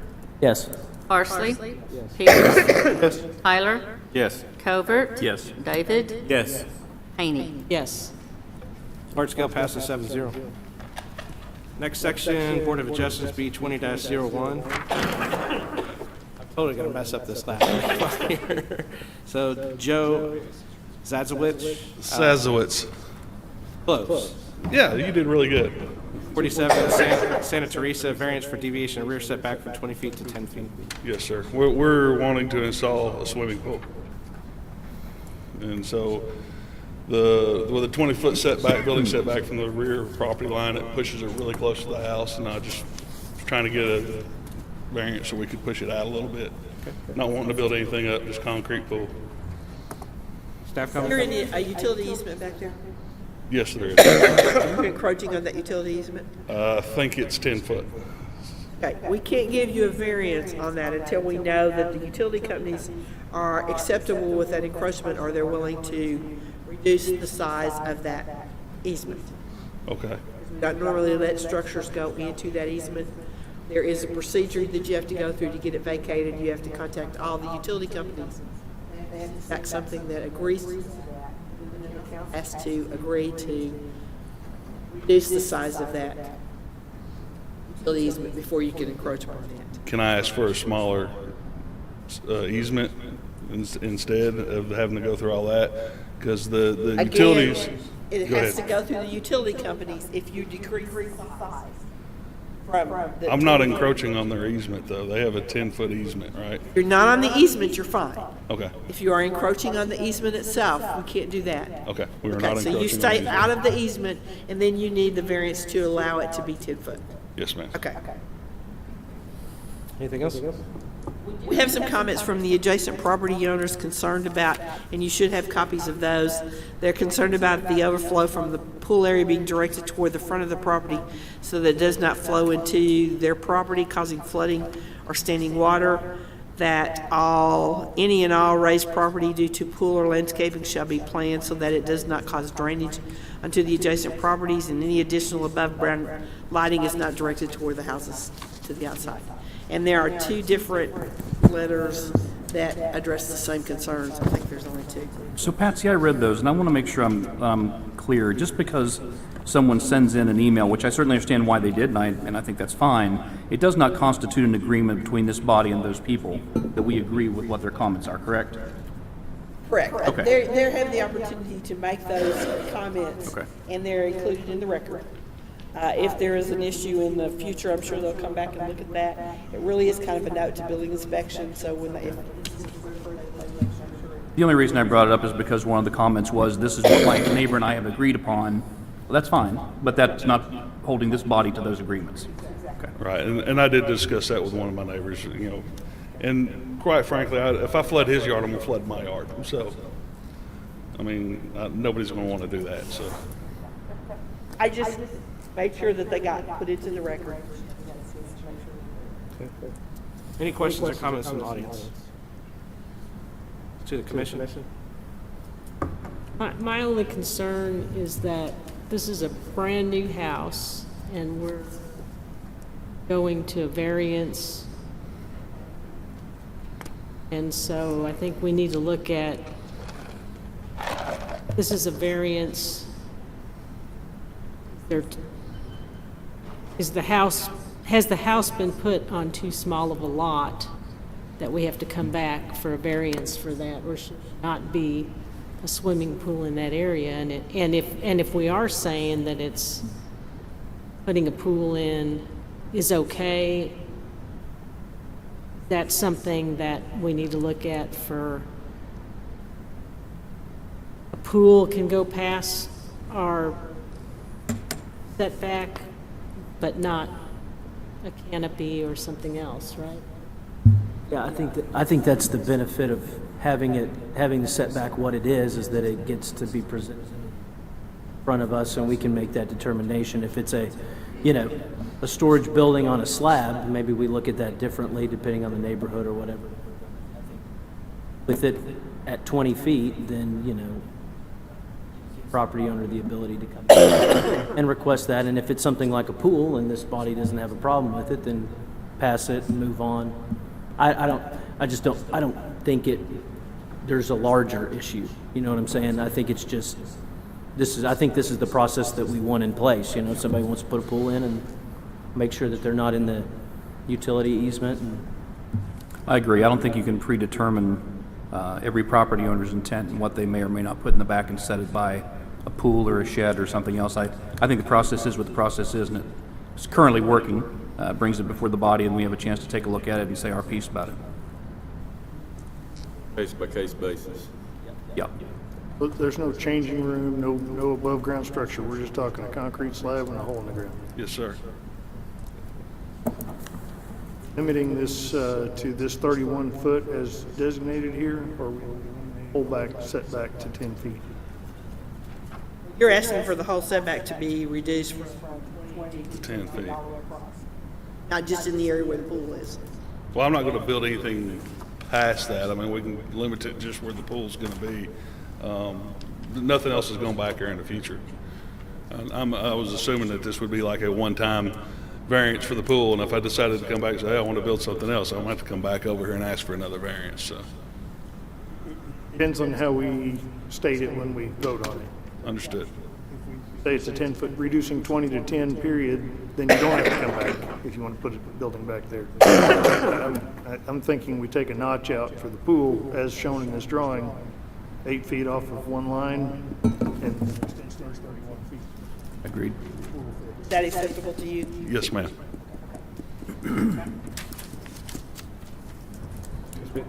Call for the vote? With it modified as on the drawing? Yes, ma'am. Sorry. Call for the vote with the modified as discussed. Vote by Mr. Covert. Parsley? Yes. Peters? Yes. Tyler? Yes. Covert? Yes. David? Yes. Haney? Yes. Parker? Yes. Adjustment passes 7-0. Thank you. Next item, B 20-03, Landmark Custom Homes, 2914 North 56th Street, variance for deviation of off-site sign, presented by Greg Taylor. Thank you. Greg Taylor. I live at 2991 Willow Bend Circle in Springdale. And we are requesting the opportunity to place an off-site sign for the new residential subdivision being built next to the park, cottages at the park. The sign will be 4 foot wide, 4 foot tall. It's a temporary sign. We have an agreement with the landowner for up to 4 years, which we think will carry us through the development, and then we'll take it down. Staff comment? You're asking for a off-site sign, a 4x4 off-site sign for up to 4 years. Correct. It's a steel frame. I just thought it looked better than placing a sled sign there, and so it'll be a steel sign. It'll look just like the other sign that's currently on the property. Steel frame, metal sign. Any questions or comments from the audience? Yeah, if you'll come up to the mic, state your name and address, please.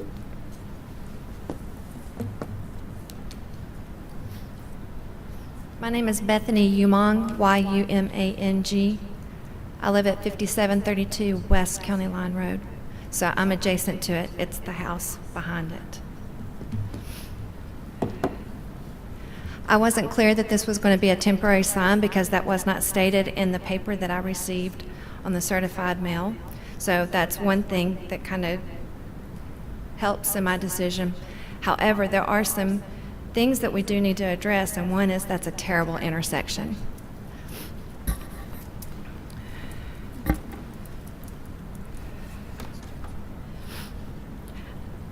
I'm not sure if you have the ordinance for general requirements for signs, but you can deny it if it is obstructing vision, and that is a possibility. We already have trouble with the traffic there.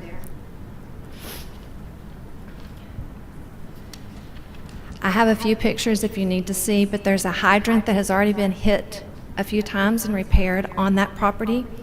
Then it had to be moved even closer to the street because new utilities came in.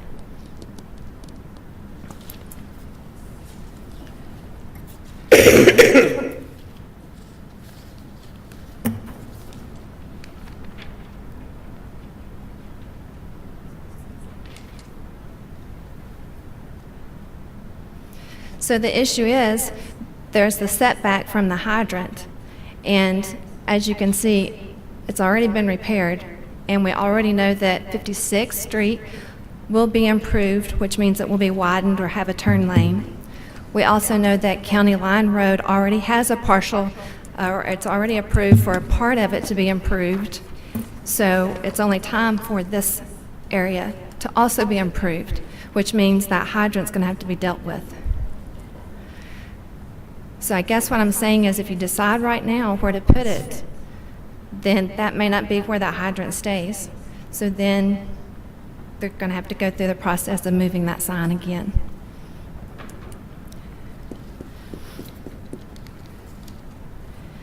And then since this is the planning committee, then there are some other things that I would think that that space would be better used for. If you do feel that this location is appropriate for a sign, my personal opinion is that the city and residents would benefit more from a sign giving direction to the Shaw Family Park, not to a subdivision. Thank you. Thank you. Patsy, did you have any comments? No comments on that? Okay. Greg, did you have anything on that? Yes, I'd like to address one thing. We did hire, and you have in your packet, we hired ESI engineers to make sure that we were out of any of the right-of-ways for 56th Street and for County Line. We also had all the utilities marked, so we are outside of any of the utility easements. So we've looked at it. I don't think we're in any line of sight, and we've set it back out of the right-of-way and out of the utility easements. So, and again, it's just for a period of 4 years, so we don't have anything beyond that. Is there anything that you're calling out as far as Shaw Park on that sign? No, sir. It only has the logo, the Cottages at the Park logo, and an arrow is all it has on it. It doesn't say anything about the houses. It's not wordy. It's just a simple logo with an arrow. It's just a directional sign, really, is all it is. Sided? It's two-sided, yes. Sided, and the Yeah. dimensions are? It's 4 inches wide, 4 feet tall, and 4 feet wide. Not too bad. Okay. Any other questions or comments from the audience? To the commission? Betsy, is there a site triangle for this kind of intersection described in our ordinance? Not in the sign ordinance itself. Overlay district there is, but there's. Greg, you had ESI look so that it wouldn't be inside a standard site plan. Yes. Part of the sign permit process, when they get their permit to install the sign, do they have to go through that? They would submit it with that to building inspection, yes.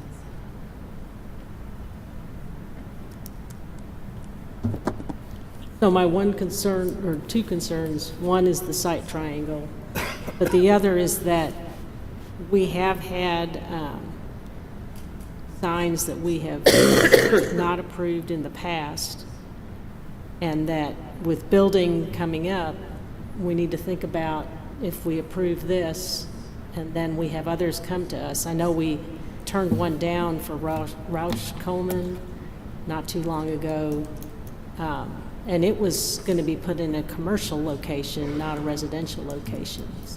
In today's market where you have Google and, ability to find things, I have to wonder if that's a good place to really put a sign.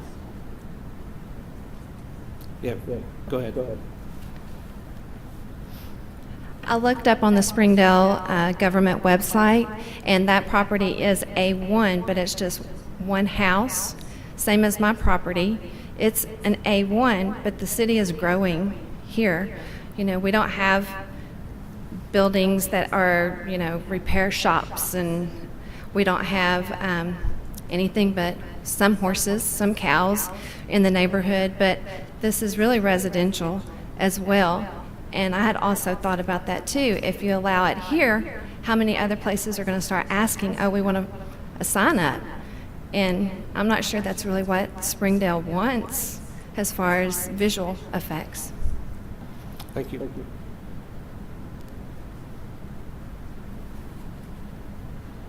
Any other questions or comments from the commission? I'll just say that want to encourage people that if they want to do this, that they follow the process of doing it correctly. And if somebody's gone to the trouble of having an engineering firm look at where to place a sign and how to make sure that it's not in the way, I think that's the preferable option, instead of people just throwing up a wood sign wherever they want to and not go, feel like a lot of thought has been put into the placement and the look, and it does reflect on that subdivision. So my assumption is they don't want it to look ugly and that kind of thing. And also, if the property owner there has agreed to it, I just feel, it checks most all of the boxes for due diligence to make sure that they're doing the right thing instead of just haphazardly throwing up a temporary sign or something. Well, I think, I have to agree. I think that's what Greg talked about when he talked about this is a 4-year assignment. This is a 4-year investment that you've decided to make a nice sign out of something like stuck in the ground when we could have just backed up an arrow, sign like you said. So I think they have taken some steps to Peyton's point of to try and make this, put it in the right place where it's going to be the best position it can be to advertise a new subdivision coming to our area that we've already approved. I will agree with you about, we don't want this everywhere, right? But I think it gets to get there's a process, it gets presented, and then we kind of weigh everything. Well, yeah, we weigh it, but there at least is a process in place, Any other questions or comments? Be a call for the vote. Call for the vote. Call for the vote by Mr. Covert. Peters. Yes. Tyler. Yes. Covert. Yes. David. Yes. Haney. No. Parker. Yes. Parsley. Passes 6-1. Thank you. Thank you. Next item on the agenda be 20-05 Marcy Chavez, 2172 North Thompson, variance for payment in lieu of required street improvements, presented by Bates and Associates. My name is Jake Chavis. I'm from Bates & Associates, and we are requesting a variance for street improvement requirements and proposing fee in lieu of due to extreme elevation change between the driveway and where the sidewalk will be and the lack of existing sidewalks near the property. Okay, are you asking just for payment in lieu of just the sidewalk or Well, the street improvements as well. the entire Yes, curb ma'am. gutter, sidewalk, storm drainage, and, Right. okay. Any other comments? Any questions or comments from the audience? It's to the commission. What triggered the requirement for the sidewalk and the street project here? We're improving a parking lot on the existing business. 2172 is a business and you're putting a parking lot on it? Yes, that is correct.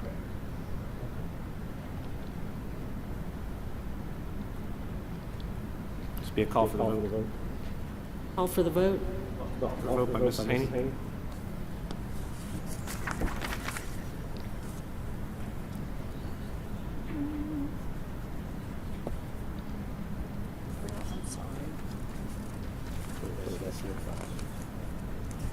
Tyler. Yes. Covert. Yes. David. Yes. Haney. Yes. Parker. Yes. Parsley. Peters. Yes. Variance passes 7-0. Thank you. You need to get with the engineering department and submit your amount. They have to agree to it before you make payment in lieu of. Okay. Next section, waivers. Waiver 20-01, Kyle Sargent, 3198 Old Missouri Road. Waiver of drainage requirements presented by Kyle Sargent.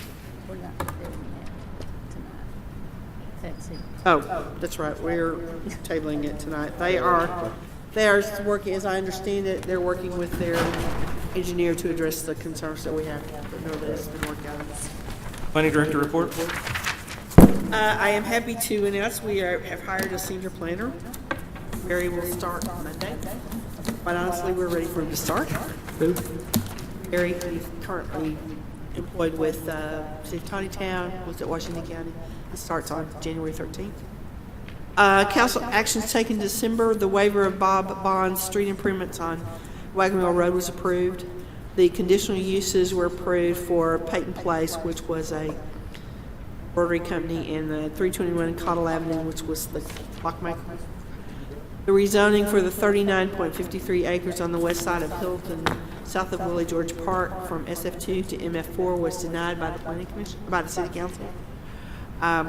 They have the ability to appeal it, but it has to go to circuit court. I think we're working on some other arrangements for that. The rezoning for the single MF3 to SF2 on Brooklyn Avenue was approved. The northwest corner of Elm Springs Road and 40th Street was approved, and the South Turner Street, all those rezonings were approved. The two that were overturned by the City Council for the rezoning at 811 South Turney, the ordinance was presented, it was approved by council, and the conditional use was set for the placement of that mobile home at on that property on North Side Road, and the council gave them a 1-year time limit to do something with it. It's not valid after 1 year. The City Council adopted a new ordinance to implement the Small Wireless Facility Deployment Act, or Act 999 of 2019. It establishes procedures for the installation of small cell towers on public right-of-way and city-owned facilities. An application process, a minimum fee that is established by the state law, and so that's how those small cell towers will be handled on public property or public right-of-way. It's not a question. You know, there are some things that we can control, not too much of that. They approved the demolition of a residential structure at 2050 Dot Avenue, and the 2020 budget was approved by the City Council, with the Planning Commission members' compensation set at $4,200 a year. We do have term limits. Vivi and Peyton are the two that the terms expire at the end of January. Make reappointments prior to that time. In 2021, it will be Dale, Ben, and Gary. In 2022, it will be James and Kevin. And in 2023, it will be kind of let you know where we are on terms. So I suggest we don't do any election of officers until after we see if these two. We set the Christmas delay party for the Outback on Wednesday, the 15th. Everybody have that on their schedule. Send out a reminder. Wednesday, the 15th at 6 o'clock.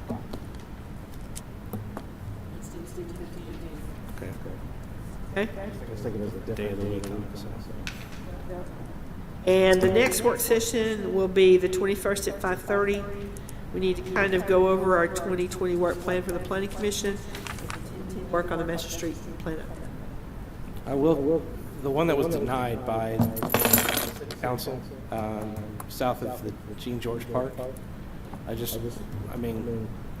we looked at that based off of what is acceptable in that area. The reason why I'm bringing this up is that if there was something to be discussed, that's where I would have liked to see that in a work session. So, I don't. Well, to be quite honest, I think it took it by surprise that it got denied. Okay. But it was a split vote. It wasn't a unanimous decision here. There were several property owners there that were concerned about traffic congestion going through their subdivision to get from Hilton to Oaks. There was property value issues, the same kind of things. Okay. I don't want to get into a big discussion, but I just had a quick question about I heard tonight on a couple of the MF rezonings about the entrance and exit type, and I'm just wondering if that's not something we need to look at, because I'm hearing that a lot with these subdivisions where you can cut through, where you can get from one major street to another, and I just, I don't know, maybe it's something we should look at. It's good in a way, right? Because the people who live in the subdivision can go, but then it also opens up the ability for people to just use it as a cut-through street. Well, you know, some simple things like maybe there needs to be a stop sign put in the middle of it so it's not a straight-through shot. Are there some traffic calming methods that Yeah, can be so that's- used?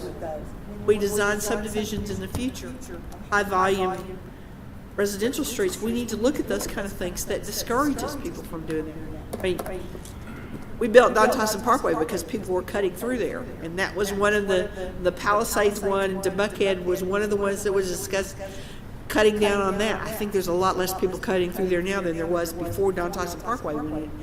But, you know, So hard to stop that after it's built and it starts. you can go back and do some traffic calming. There But was, it's there was just- a lot of discussion about that because at Yeah. one time Dusty Lane was going to be extended west and make that connection, not through any subdivision. That was denied, and the connection through Buckhead, I actually was on record against that one at the time. Council at that time overturned it and said it was good, so. this- I don't have the, you know, experience personally about kind of knowing to look for that kind of stuff when we do a large scale. So I just didn't know if it's Well, something I we. think you'll see, and it's been said, he recommended against it at the time. Those when they come in. Yeah. We're not trying to create cut-throughs. Right. That's not what local streets are designed for. Right. And we have to be mindful of that. Yeah. I will also say people will cut through whenever they want to. Well, that's true, and you Not know, gonna stop all of that. our issue is you can't hold a property owner down the street accountable for what's going on there, but you know, it is an issue. So. One of the questions I asked was before, have you ever done that yourself? Okay, so, you know. That's all I have. Anything else? Thank you all. Meeting adjourned.